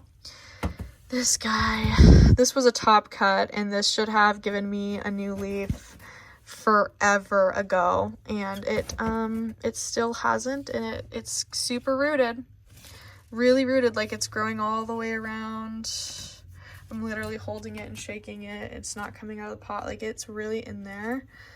Nothing growing. This has been trying to grow for months now. Literally months. This stump, which has its entire root system intact, will just do nothing for me. Same with this guy. He's not doing anything. We do see healthy roots down there. You got anything going on, dude? Anything that you're hiding from me, maybe? Anything? Literally nothing? That's fucking crazy, bro. Look at that. That's the node. That's where it should be growing from. And it's giving nothing. Literally nothing. It's literally crazy. Ilsamanii, specifically Kunza Ilsamanii, in my experience, are just like the fastest growers ever. And look at these healthy roots it has. Like, it has such healthy roots. A little baby root right there. And the leaf is beautiful. I mean, look at this leaf. That's gorgeous. But the Kunzo are the fastest growers ever. I mean, I'm talking like a new leaf a week, and I can't wait to show you in like a couple seconds how serious I am about that. Here is this one. Okay, anything? Ooh, okay, she's starting to move. So this one finally is doing something. So yay. But now, comparatively, okay, this is important. This is really important. Comparatively, here are the Japanese Kunzos. Okay, so these plants I bought last summer in August or something. I'll put the exact date on the screen. I'm kind of a little bit unsure when exactly I got them, but I got them a really, really, really long time ago, and I propagated them, and just nothing has been happening with any of them except this one, which still has hardly grown for me, and all of the leaves come in so weird. I just got this Kunzo. This was a winter shipping. I got this in January. I think it was like one of my first purchases of January, and I propagated them immediately, and the roots took off, and it has a new leaf. Here's the other Kunzo. Check that out. New leaf already. Very healthy, even though it's unfurling down low. It's very healthy and happy. Again, low variegation. This was the top cut. It is unfurling and did not kill off the leaf it was putting out when I got it. Look at that. Are you kidding me? Look how beautiful that unfurl is right there. Okay, these are all Kunzo. Every single one. Do you see how quick this was? It has, like, it's 5 times faster, and it is literally the Kunzos. The Kunzos are like this, and the Costa Ricans are not. And I don't know. Oh, here's another Kunzo. Let's see. This one doesn't appear to have a new leaf coming in. Oh, unless that's it. I think that's it right there, actually. Let's find out. I pulled it out a little bit, but yeah, that's its little stem coming in, and then it's forming that leaf still. So yeah, this is just ridiculous. I don't understand what the difference is, but Kunzos grow and the Costa Ricans are slow, and that's what we're gonna say from now on. So I'm definitely going to give away or sell the rest of my Costa Ricans because I'm just so over it. I just don't care anymore. Like, even the base, like, maybe I'll keep the base. But also, here's the other Kunzo. This was the base that I cut from. Okay, so this is her, and I bought this reverted. This was all the one plant, and I bought this reverted because it was only $100 shipped, which was crazy. And it was very low variegation, but I'm like, dude, $100 for a Kunzo, like, we can get that color to come back. So it's going to be a journey, but look, like, I cut it all the way back, you guys. I left it this green leaf for photosynthesis and this colorful leaf because it was so far down, and it was totally empty. It then since produced a new growth point here and a new growth point there, and it is actively growing from both very quickly. Look at this. It did this one, and then it did this one, and then it did this one, and I don't know why that one is so goofy, but yeah, dude, I don't know what's going on. I can only say what I see, and what I see is that Kunzos are incredibly easy to grow and care for, and the Costa Ricans, at least in my experience so far with this experiment, are not. And it's not because those are more variegated, so it's slower. This is my fastest growing plant in my entire collection. This is my Japanese, what I suspect to be a Kunzo, Ilsamanii, and this is literally the fastest growing plant I have in the entirety of my entire collection. Literally a leaf a week. It's already putting out a new one, and it just put out this one. It's not even done hardening, and it's already working on another one. So I'm no expert, but I see what I see, and I say what I see, and that's what I see. So Kunzos, phenomenal. Costa Ricans, slore. Oh no, this closed on it. Are you okay? I think she's okay. Okay. All right. Let's get into the final cabinet, and then I'll take a break and I'll put all this stuff away, and then we'll look at the rest of the plants. So we've looked at all of that, all of this. Let me open this and let me introduce you. I bought 2 new plants today. I went to this local plant store called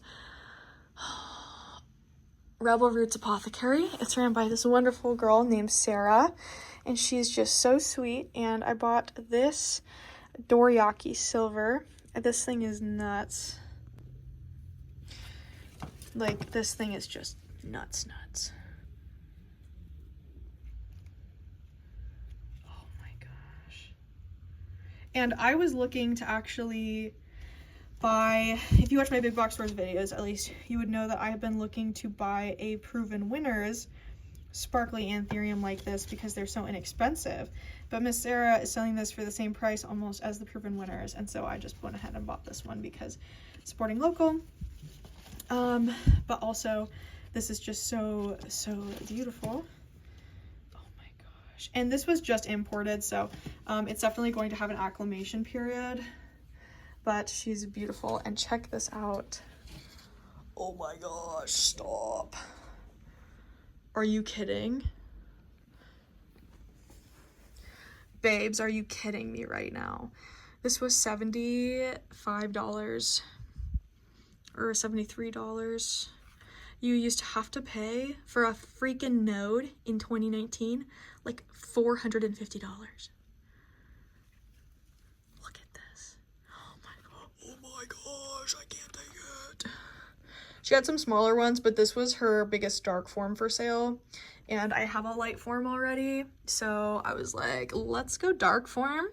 And there is a little bit of a gap in the Redstas between the door and the shelf, so I've been keeping it right there, and it actually doesn't touch the leaf. But some of my local plant friends, Cheyenne and Nathan, they accidentally ordered plant shelves that they didn't need for their Redsta. They're like the acrylic ones, so I'll put those in and I'll use that, and it will give it even more space inside the cabinet. But can you believe that? Look at this. Oh my god. Anyways, yeah, I got that locally. Can you believe that? That we have a plant shop like that here? Okay, let me show you the rest of the plants in this cabinet. So, this is we gotta repot this one too. I don't know what this algae is doing or where it's coming from, but this is a strawberry shake propagation I have, and it's been curled in like that for a long time, so it's not the algae, but yeah, I don't know what that's about. And this was supposed to be sent to a winner of one of my Discord giveaways, but they live in Canada, and so now it's here, and I'm just gonna grow it in. But yeah, I'm gonna send that winner still like a letter, and then like a couple little non-plant things, but they're plant related, so that I can send it through. This is an Alocasia friida. I'm glad to see that it is rooting really nicely. It had some roots, but not a ton. So all of those new white roots are totally brand new. We got 2 of those in there, so I'm hoping that that will give us a baby. This, I think, is Begonia Rambo or something. Gosh, look at all those beautiful new leaves. That's so beautiful. Oh my goodness. This flashes blue if you took a picture of it. And that's a Rex as well. You've got my silver dollar cutting right there. Just rooted that in water. This is my Burley Marks variegated philodendron, and it's, I think, the most beautiful one I've ever seen. I got this from a local plant shop called Rootbound Boise. It's a really cute little local shop. Oh my god, stop. It's literally one of the most beautiful plants I have.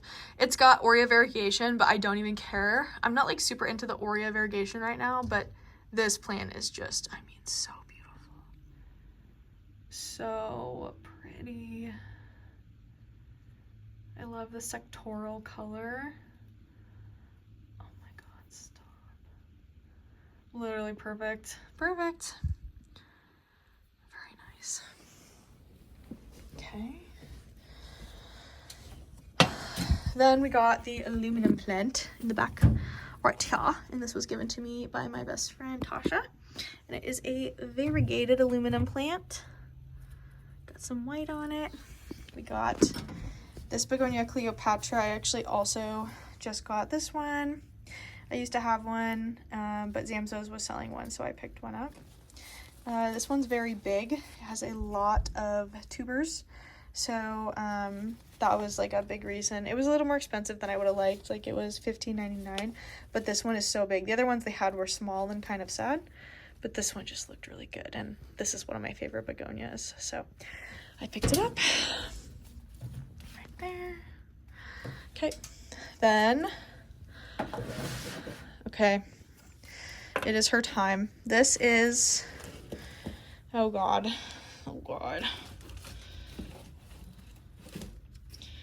this poor girl, dude.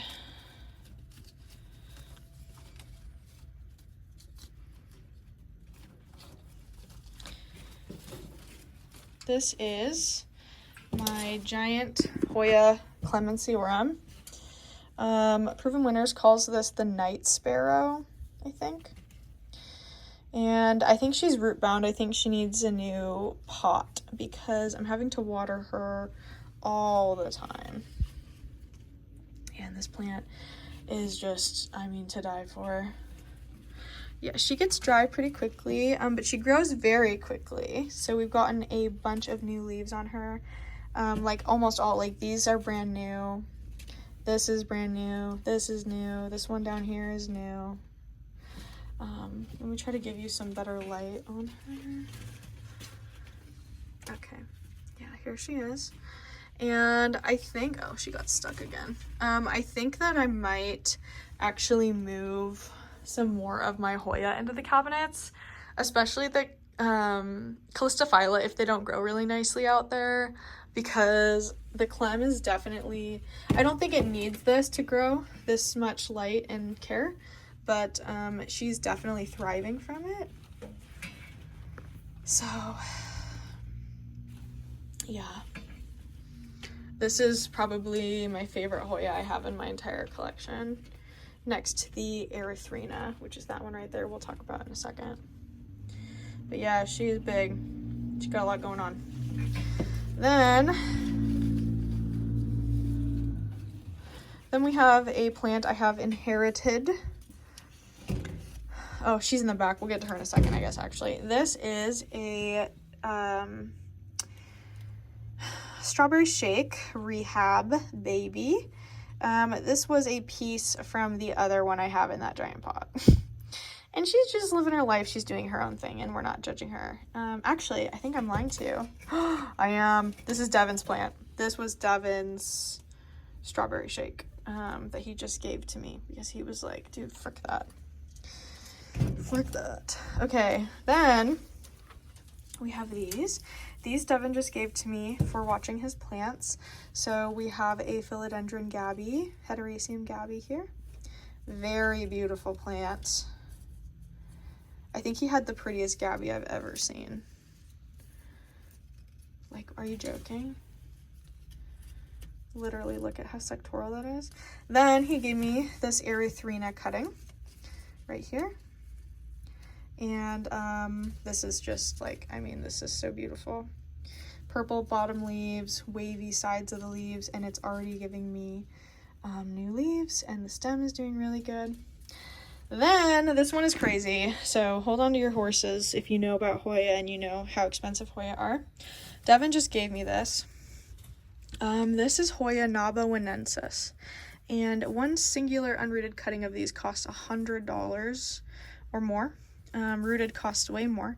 The size of his plant that he had that I no longer have, that's back with him, if he wanted to sell that plant, he could get $600 easily for it. And I was a little worried when I got this because the Erythrina rooted really nicely for me. Like, this was the first cutting I got, and then later I asked if I could have cuttings of these ones, and if he wanted me to pay him, and he said no. So these three he just gave to me for watching his plants for 3.5 months, which was honestly really nice of him to do. Especially with the nabonensis, because this thing is not cheap, and you can tell she has some serious roots going on, or she's starting them, because I can't just lift her out, and it wants to bring up a pretty good amount of perlite. So I haven't taken her out. I'm a little nervous. This is definitely the most expensive Hoya I have in my collection right now, and I'm very nervous because I couldn't afford to replace her, and I wouldn't ask Devin to cut it again for me if something did go wrong. So that is like literally my little baby. But yeah, she's pretty healthy. And then we have this guy. He needs to be repotted. You can definitely tell he is severely root bound. And I got this as a teeny tiny little pup for $10. And this newest leaf is so beautiful, but I'm definitely doing something wrong because the last 2 leaves have just died, and I think it's because it's root bound. I think it needs a bigger pot. So yeah, there she is. Very pretty. Then we have this begonia right here.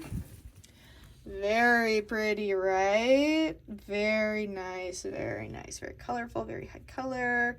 This is a Rex begonia. She has a ton of tubers, which are probably one of my favorite things about her, is the sprawling tubers that she has all over. I mean, this plant is just gorgeous. This cost me $5 from Zamzows. It was a rehab. There was nothing wrong with it. It just hadn't sold, and it looked messy like how it does right now, but I think it's perfect and beautiful. And I'm loving the way that the new leaves come in. Oh my god, stop. That's so cute.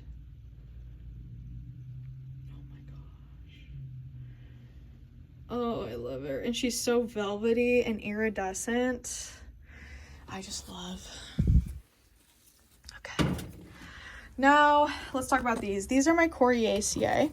Devin let me have these. They didn't do, well, this one did great, but this one didn't do too good.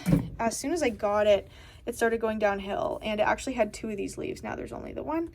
Very silver. This is Coriaceae silver, and it even started putting out new leaves, but they've just crumbled into nothing. I don't know if this will come back, but I'm not going to give up on it until it literally withers into nothing.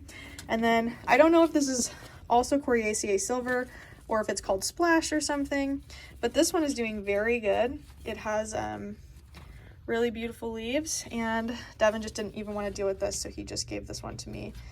And when he came to pick everything up, he was like, "If you can just keep that if you want it." And I was like, hell yeah, dude, this is so pretty, and it's very long. Like, all of these tendrils are from this one plant right here, so yeah, I need to get her kind of more figured out. Look at all these Hoya tendrils we got just all over the place.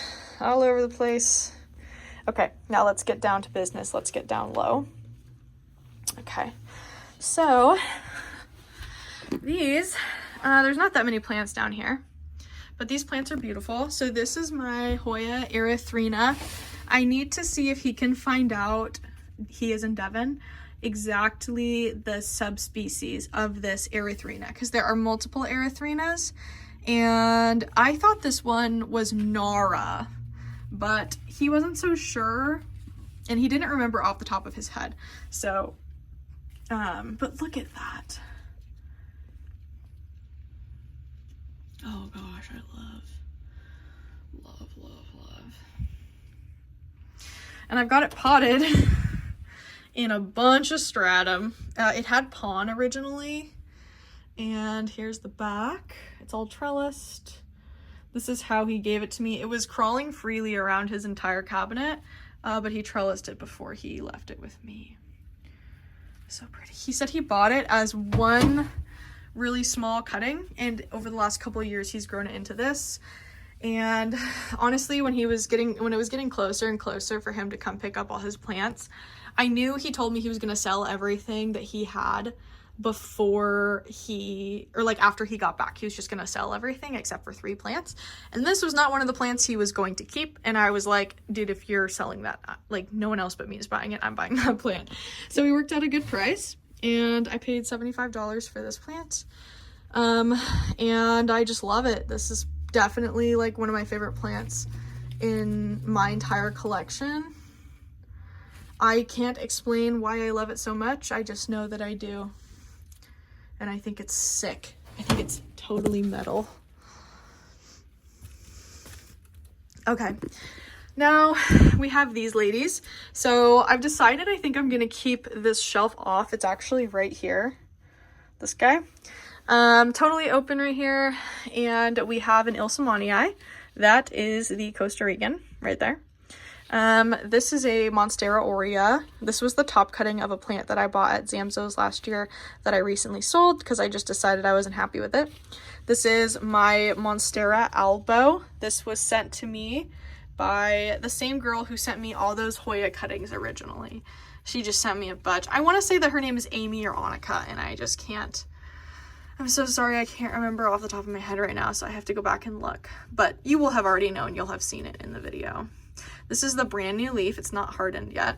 And I think it's sizing up because it's starting to get a little wavy, a little bigger. There's 2 plants in here. This is the newest leaf on, or is it? Yes, this is the newest leaf on the smaller second plant. And before you ask me how I keep it so white, I don't know. I have a tight constellation that's turning really brown right now, and this thing is just pure white, and I'm not doing anything to it at all, so I don't know. Then climbing up the back wall, we have some variegated micans right here. Very beautiful. Oh my god, stop! These were Devin's. I purchased them when he was moving originally, so I bought these straight out of his collection, and they had a bunch more leaves on them, but I I am certain that there was some scale. So I took some pretty major precautions and I went through and did a hydrogen peroxide alcohol bath on everything, which did lose me a bunch of the leaves because I let it soak for so long, but I wasn't freaking around. Like, I wasn't freaking around, and we haven't seen anything since then. Also, I had to up pot it in order to do that, and it was so root bound and stuck together in like a soil medium he put together years and years and years ago that it just like, I lost a lot of the roots as well. So not only did we stress it out by doing a giant like chemical bath to get rid of any scale or anything that was on it, but also a lot of the roots came off. So it lost a lot of the leaves, but it is happily growing again on both. And then also we're getting new growth points down low that you can see down there. So, and that's happening all along both of these vines. And that other micans that I have that I showed you in the first cabinet over there also came from this, and that one over there was the worst off, and it's doing so good now. So yeah, so these ones will do better. I'm gonna get more of these magnets, these vine magnets, and let it climb up. Then we have my alocasia here with maybe spider mites. No, dust. Okay. And she's doing really good. She just did this leaf. It hasn't even hardened off yet, and we got another one. So I fertilized her, and that made her really happy, but she is shrinking a little bit, so I think she just wasn't getting enough light. She was in the back corner when all of Devin's plants were in here. Did I say what this is? This is an alocasia cuprea. Chris bought this for our anniversary on August 2nd last year, and she's doing pretty good. She was doing pretty bad for a while, but now she's doing pretty good. And I will only get better at taking care of her, hopefully. And then the last cabinet plant we have is another alocasia friida. I was thinking about potting them all together, like, you know, that other one plus this one. Our little, we had a pure white leaf, and it lasted weeks. Oh my god, look at this new leaf. Oh, that's gonna be so pretty. Oh my gosh. And I bought this. This was from Zamzo's. It was $30, which was crazy. And I'm happy that I made this purchase. Most of my purchases that I make that are impulsive, I end up regretting. But this one, it had like that really pretty leaf. And then it did this one. And then it did this one, which are pretty. But now it's doing that. Oh yeah, baby. And then it also has corms. So it had this little sprout right here, and then it has that little sprout down there that's coming in, and then that little white one back there, which actually I think it did make a new one. Yeah, it's you! Okay, this one came from the white leaf. See? Nice. Nice, nice, nice. I'm so happy. I'm so happy. So yeah, I was thinking maybe we put this guy in with that one, but this one is in pond and this one is in soil, so we'll probably just keep them separate. But I'm so pleased. All right, now let me move on from the cabinets and let's talk about the rest of my plants. Okay, we are gonna do these window plants now. Do you guys like the bows I put up there? Aren't those so cute? Anyways, yeah, we're gonna do these plants. Okay, this guy, he's rather new. Oh, we got connected. I guess I'm not moving. Ooh, okay, we did it. Okay, this is my Monstera siltepecana. I adore this plant. I adore it so much. I talk about this plant a lot, so I won't harp on it too much right now. But this thing is literally like probably my favorite plant. Dude, count how many times I say something is my favorite plant in my collection. I'm just very happy with my collection right now. This was one of my very first plants forever ago. And so having it again just makes me feel really nostalgic. Kind of like driving past an old building where you had really good memories, whether it's high school or your old house or a best friend's house or something. Like, that's how this plant makes me feel. And it's such a beautiful, oh my god, look at her. She's so pretty. She's so pretty. This was $21.98 for this giant plant, and I'm so pleased. I'm so pleased with her. Okay.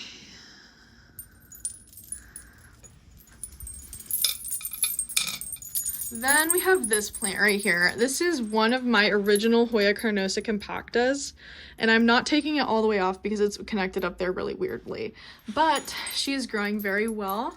This is the stem I propagated, and she's already growing in anew all over again. See that new growth point where it's pink?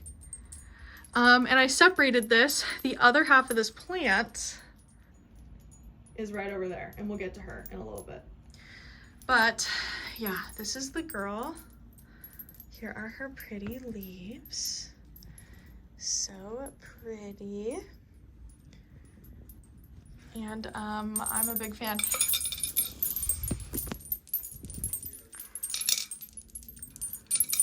She actually has a lot of random growth points just coming out. Like there's one right there. And then that's another new growth point right there.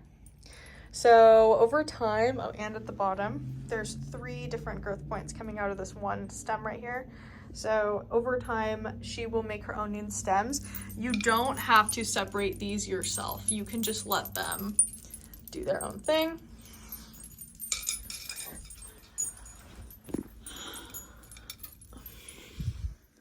Then we have my rat tail cactus, and look at all that pretty new growth.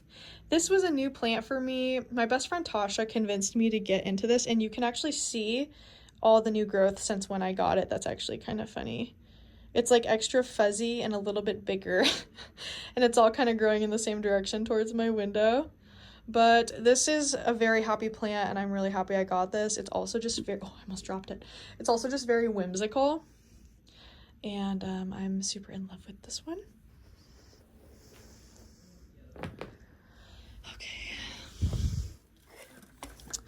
Then this is my Hoya Thomsonii. She is perfect and wonderful and beautiful in every single way, and she can do no wrong. I love these new leaves that come in. They're like a weird amber kind of fuzzy color. All of the leaves are fuzzy. I only paid $29 for this, and that's normally how much you would pay to get 1 2-leaf cutting of this plant. So that was just a really good buy. I got this from D&B in Caldwell, if you live in Idaho. And she's just perfect. And then we have this lady. Okay. This girl is heavy. This is my Hoya carrii. She has 3 growth points currently, and I grow her in this glass orb. This originally went on a terrarium stand, but she's just so happy, so I've just been keeping her here. And this is what that burrow's tail came in. It was just also in this plant, just in the soil. So I took it out and I put it in there, and I love it. And this was more expensive. This was, I think, $41 or $44 from Zamzows.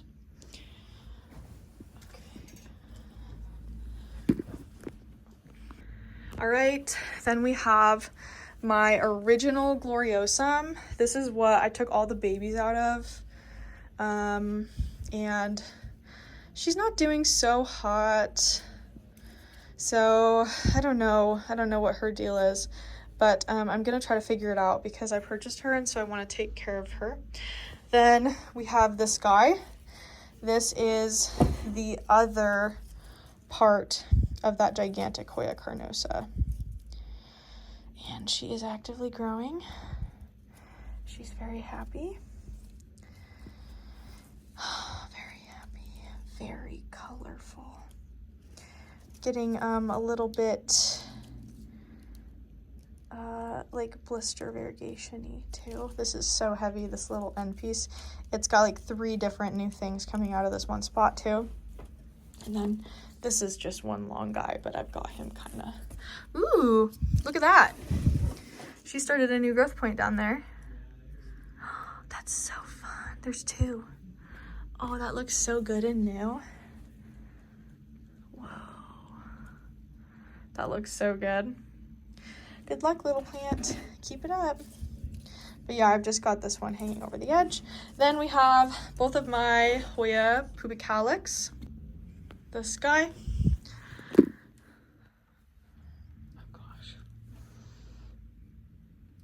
All right, there we go. Here is she. There's two here. There's this one big guy. And I got this bigger one at the Idaho Flower and Garden Show last year. So we have our 1 year anniversary with this plant. Very splashy. I didn't get anything at that garden show last year because we didn't have any money for literally anything. But Christopher went back and got this for me because I was pretty sad that I had to just leave empty-handed. And then I bought this one at a Zamzo's. Oh, this was from the plant farm. And then this little guy right here was from Zamzo's, and he is super high color. Very happy. This one is not a purple pubicalis, so like the new growth doesn't come in purple on this one. The new growth on this one does come in very like purple and dark. So yeah, and they're both Hoya pubicalis splash. Right there. And then here are our last plants. So okay, so this is our Myrtille Cactus Geometrizans little stacker. I've had this for forever, and I have two now. So the one on the left I just bought in Arizona for my birthday in November, and then the one on the right I have had since 2021. And it's a very compact little stacker. This guy. Then we have my Pilocereus pachysclatus slash Xurus melted mic, and she needs to be watered. That's what it looks like when it needs water. This is my Euphorbia decarii, and I don't know how to keep this one alive. I have a little variegated bear paw propagation I'm trying to do. There's another one in here because mine died. So I've been trying to do that, but I don't know if I can do that or if I can be successful. But yeah, this decarii is very cute and fun, and I hope I can figure him out. But this one is very tough for me. I don't remember what this one's called, but I'll put it on the screen. And I got this from Walmart. It is velvet. Oh, ouchie. Just attacked that blue cactus. But yeah, this guy is super velvet. It doesn't have any spines, and it's super, super soft. Very cool. It's either, I think it's a Stapelia. If it's not a Stapelia, it's a Huernia, but I think it's a Stapelia. Then this guy, this is my Cereus spiralis peruvianus. Cereus peruvianus spiralis. And this one is so goofy. I love how it looks. It literally looks like a sculpture that someone made. It would be pretty cool for someone to make that into a sculpture, actually. Then I have Euphorbia obesa, which needs to be repotted into this cute little pot I thrifted in Arizona.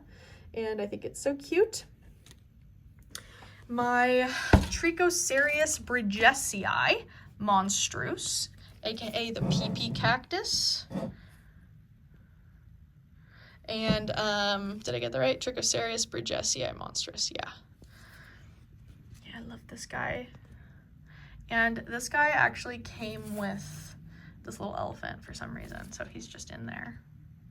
That's also a blue cactus. That blue is called farina, and if you touch it, it'll go away, so don't touch it.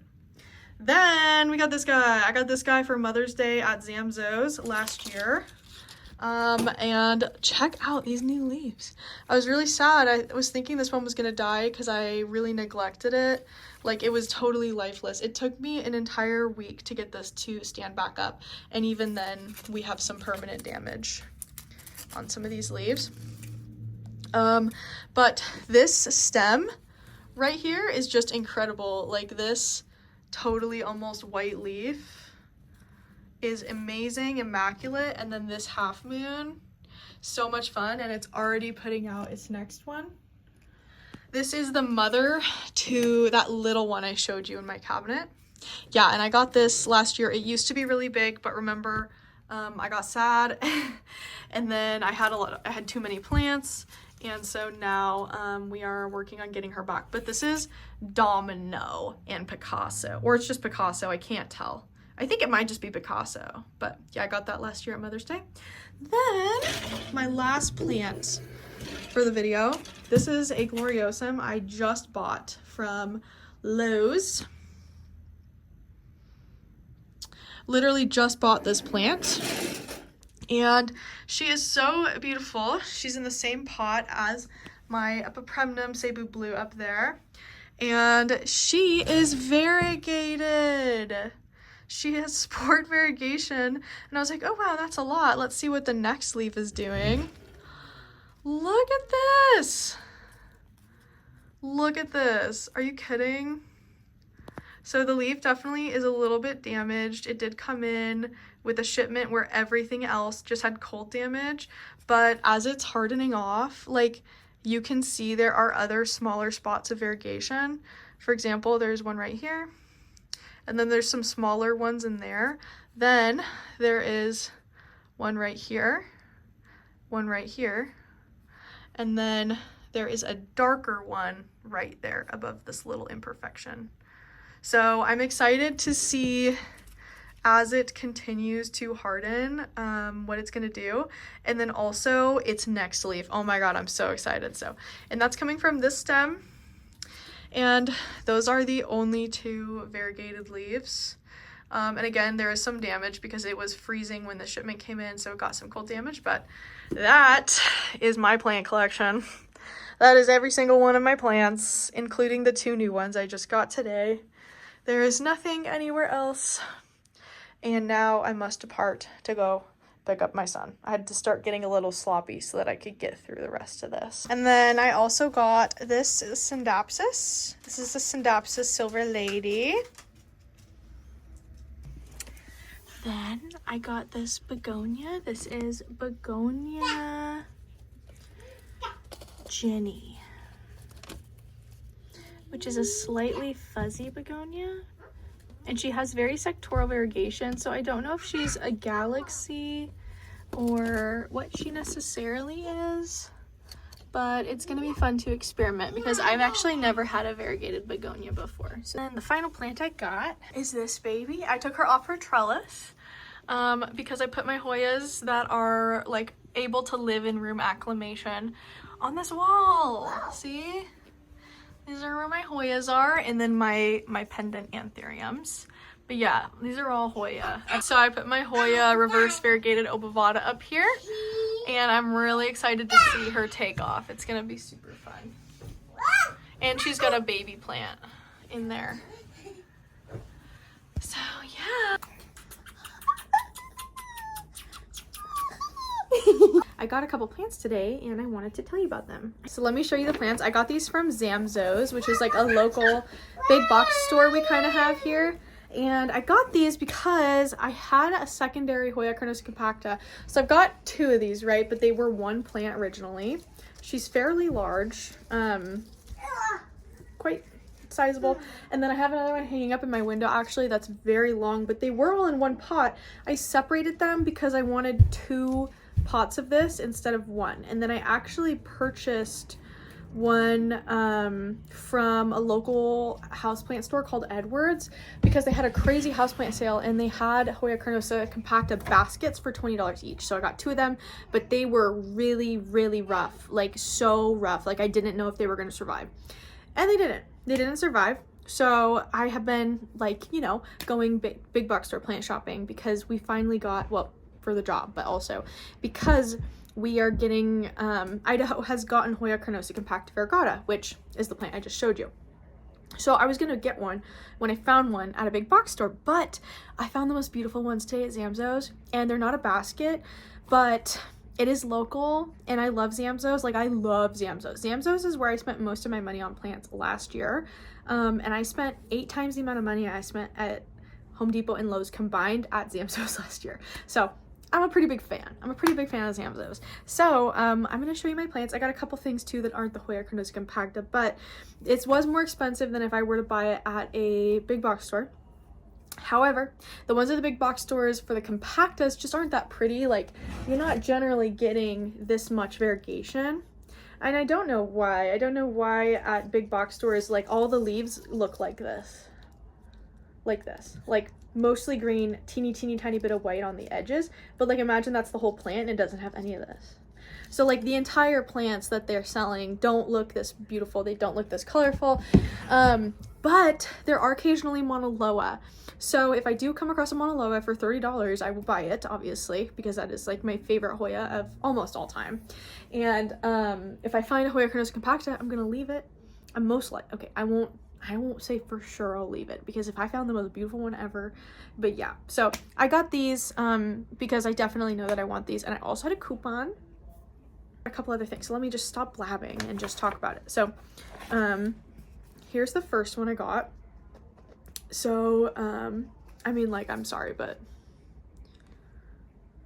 are you kidding?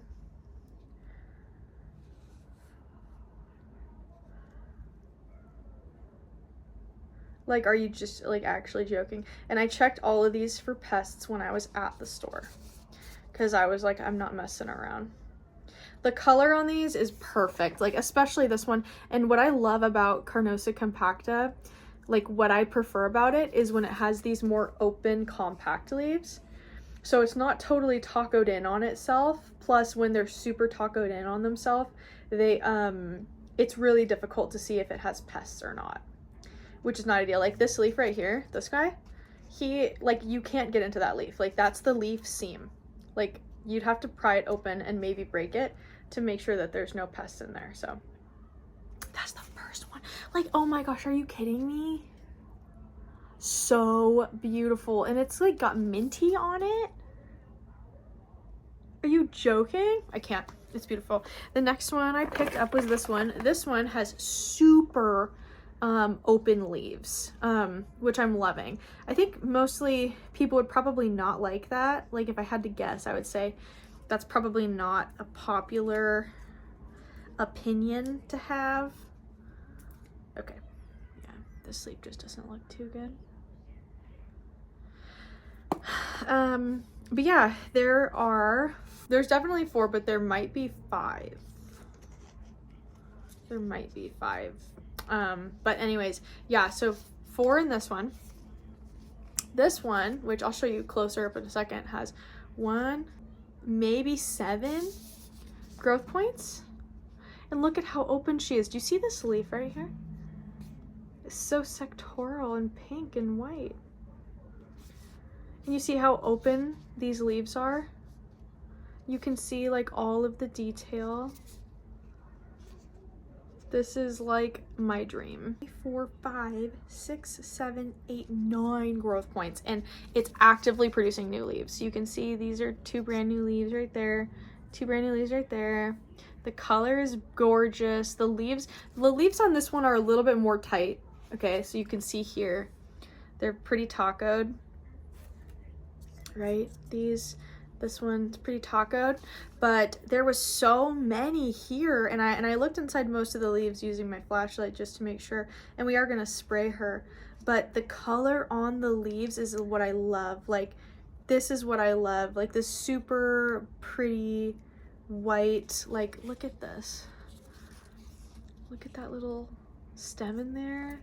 Like, very high color, and it's only gonna get better. So I was just gonna get this one because this one caught my eye immediately, but I was like, if I'm gonna get some, I should just get what I was gonna get from the big box store, but like make it my own. This. I was like, these 3 together would be a beautiful pot. I hope you can see it. Let me show you what I found that originally made me make this purchase to begin with, and that is this, and this is so unique. So this is an Alocasia zebrina, and she is so cute, so adorable, but she's variegated. She is very variegated.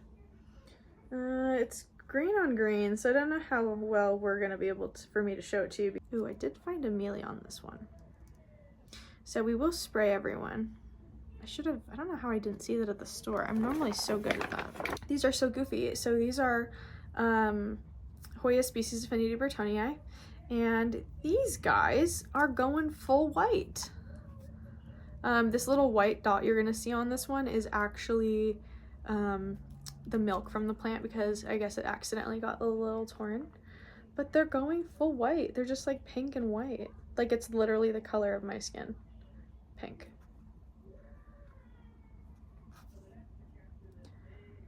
Like, it's so fun. And there was 2 that were doing that. This is the one with the mealybug on it.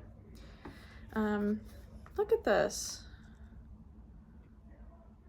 It's so much fun. It's just going totally albo. All white species Affinity Burtonii, but they're so fun. They were a little bit expensive. They were $9 each, and like you could get a variegated species Affinity Burtonii in like a pretty large pot. Sorry, excuse the little hair there. In like a pretty large pot for like $5.98 from Home Depot. But yeah, so definitely not like, you know, I'm not trying to buy the cheapest thing, but I did think this was really cool. I also thought it was neat that this is the 2nd time in a row I have seen something with a species Affinity Burtonii. I wanted to show you guys what they look like after I got them all cleaned up. So here's the variegated alocasia, and she's in mini leca. I haven't watered it yet. Then the double variegated weird Burtonii albo thing, and this is in mostly stratum. It was all the stratum I had left, and then mini leca on the top. And I put the stratum in this one because this one had the mealybugs on it. These didn't, but I did clean everything anyway. I sprayed everything with Captain Jack's, and then I sprayed it with my like homeopathic this stuff. So this and then their Say No to Bug spray are basically the exact same spray, with one minor difference are the plants. So I did rearrange them. I took them all the way out of their pots completely. I got all of the soil off, and then after getting all the plants totally isolated, I went through and I put them into little bunches that I thought would make them look the cutest.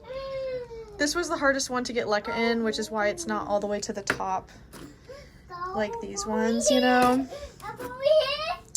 But I think every single one of these bunches looks adorable. This is my favorite leaf, I think. But also I love the stem. Oh my god, stop. Okay guys, sorry for like the weird clips at the end, but I went back the day after I finished filming this video to Rebel Roots, which is a video that hasn't even gone up yet, but if you watched this 3-hour-long video, you can have a sneak peek. You've deserved it. You've done the footwork. Thank you for being such a big supporter of mine.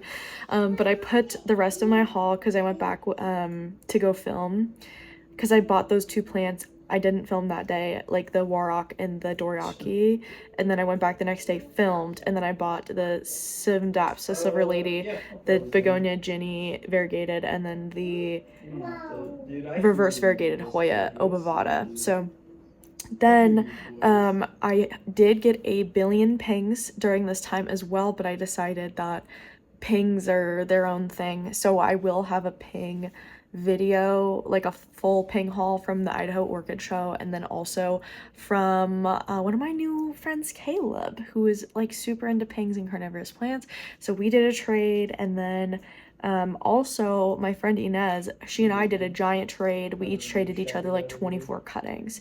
So I have 24 plants that you didn't see in this video at all, like brand new Hoya, but I've decided that's going to be its own little video. And I got those, I think a week. So a week has gone by since I originally filmed this to right now.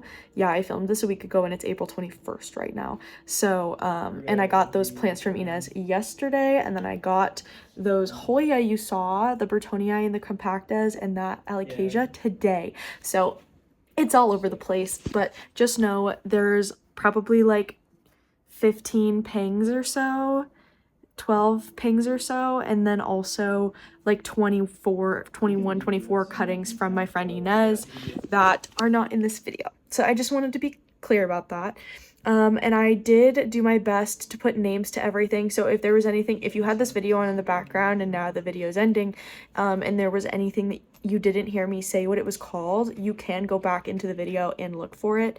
And I did put it on the screen. One plant in particular, the Hoya-focused louse from Proven Winners, that took me an hour to find, if not a little bit more. I was about to ask my Discord to help me figure out the name of that plant because I could not find it. And eventually I was like, I'm just gonna go through my camera roll and hope I didn't delete the video clips. And I did delete the video clips, but I still had the pictures, and I had a picture of the day that I got it, and I was like, okay, maybe it's this December 18th big box store video.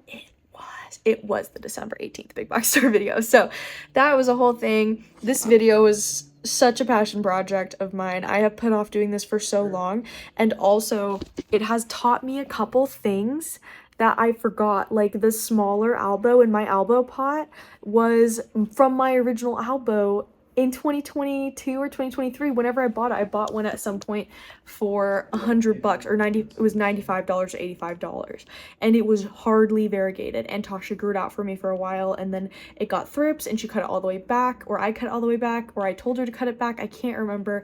But I got a node, I got a tiny little node, and then that started to grow in, and that the little beautiful all white leaf, when I'm saying like, oh, like if you ask me how I keep it white, I don't know, and I'm holding that really white leaf, that's from my original plant, that whole little plant in the same albo pot as the one that Michaela got me. And then also there's a little verrucosum that should have been in this video, that when I was going back and trying to find the names for a lot of the plants that Zena sent me, the verrucosum that she had sent me was my original one that I traded her in 2021.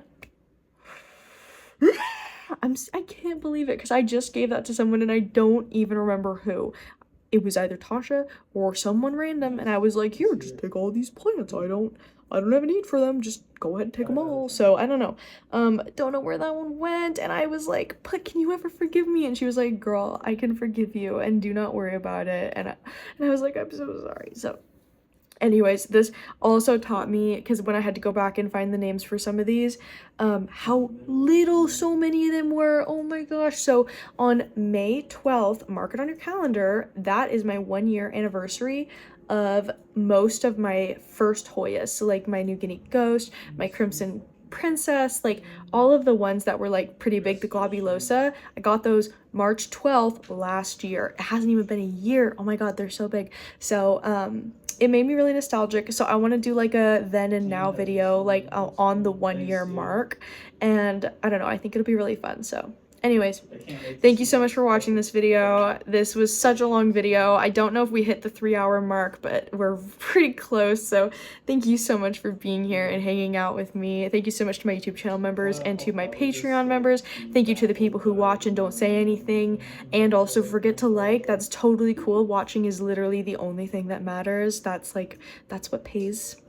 Your views are what pay, not the likes, not the subscribing, not anything else, but that helps other people discover me. So anyways, yeah, thank you for being here, just watching. Thank you for the people who comment. Thank you for the people who join the Discord after I bring it up. I feel like I'm covered in love. I've met so many wonderful plant people in this community, and I just feel totally wrapped in warm arms by everyone, and I'm so happy. It's been a year, just about a year now, since we got back into it, and I feel very happy and warm and fuzzy. So thank you so much for making me feel that way, and I am really excited to see what the next year holds. Oh, and this is actually so crazy. Last year, 2024, April, so I filmed this on the 16th, okay? I filmed this on the 13th. Okay, so it was a little bit longer than a week ago. Yeah, so I filmed my last one before this, April 7th, 2024.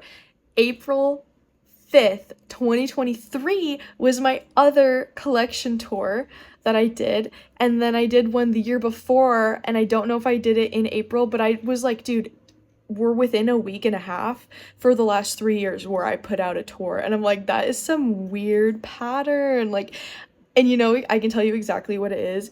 is that I dread doing these at the beginning of the year because everyone does like a starting of the year and then they'll do like an end of the year and they'll like do a reflection. But I hate doing these videos. Like, I don't hate them. They're just a lot. They're a lot. It's a lot of filming, a lot of talking. I lost my voice at the end of this video when I was done filming. Like, I couldn't film for 2 days because I just didn't have a voice. And my throat hurt so bad. I thought I was getting sick. But it just takes a lot, and then the editing takes a lot, like watching all these hours of footage, like however many minutes of footage you get, you can basically multiply that times 3 or 4 depending on how meticulous you are, and that's how long it takes you to edit these videos. So I had just about 2 hours and 45 minutes of footage, so you can multiply that by 4 in this case, and that's how long it took me to edit this video. So anyways, I think every time it gets around April, I'm like, oh, it's been a little bit too long, I definitely need to make a video, and I think that's what happens every single year. So anyways, yeah, that's gonna be it, I guess.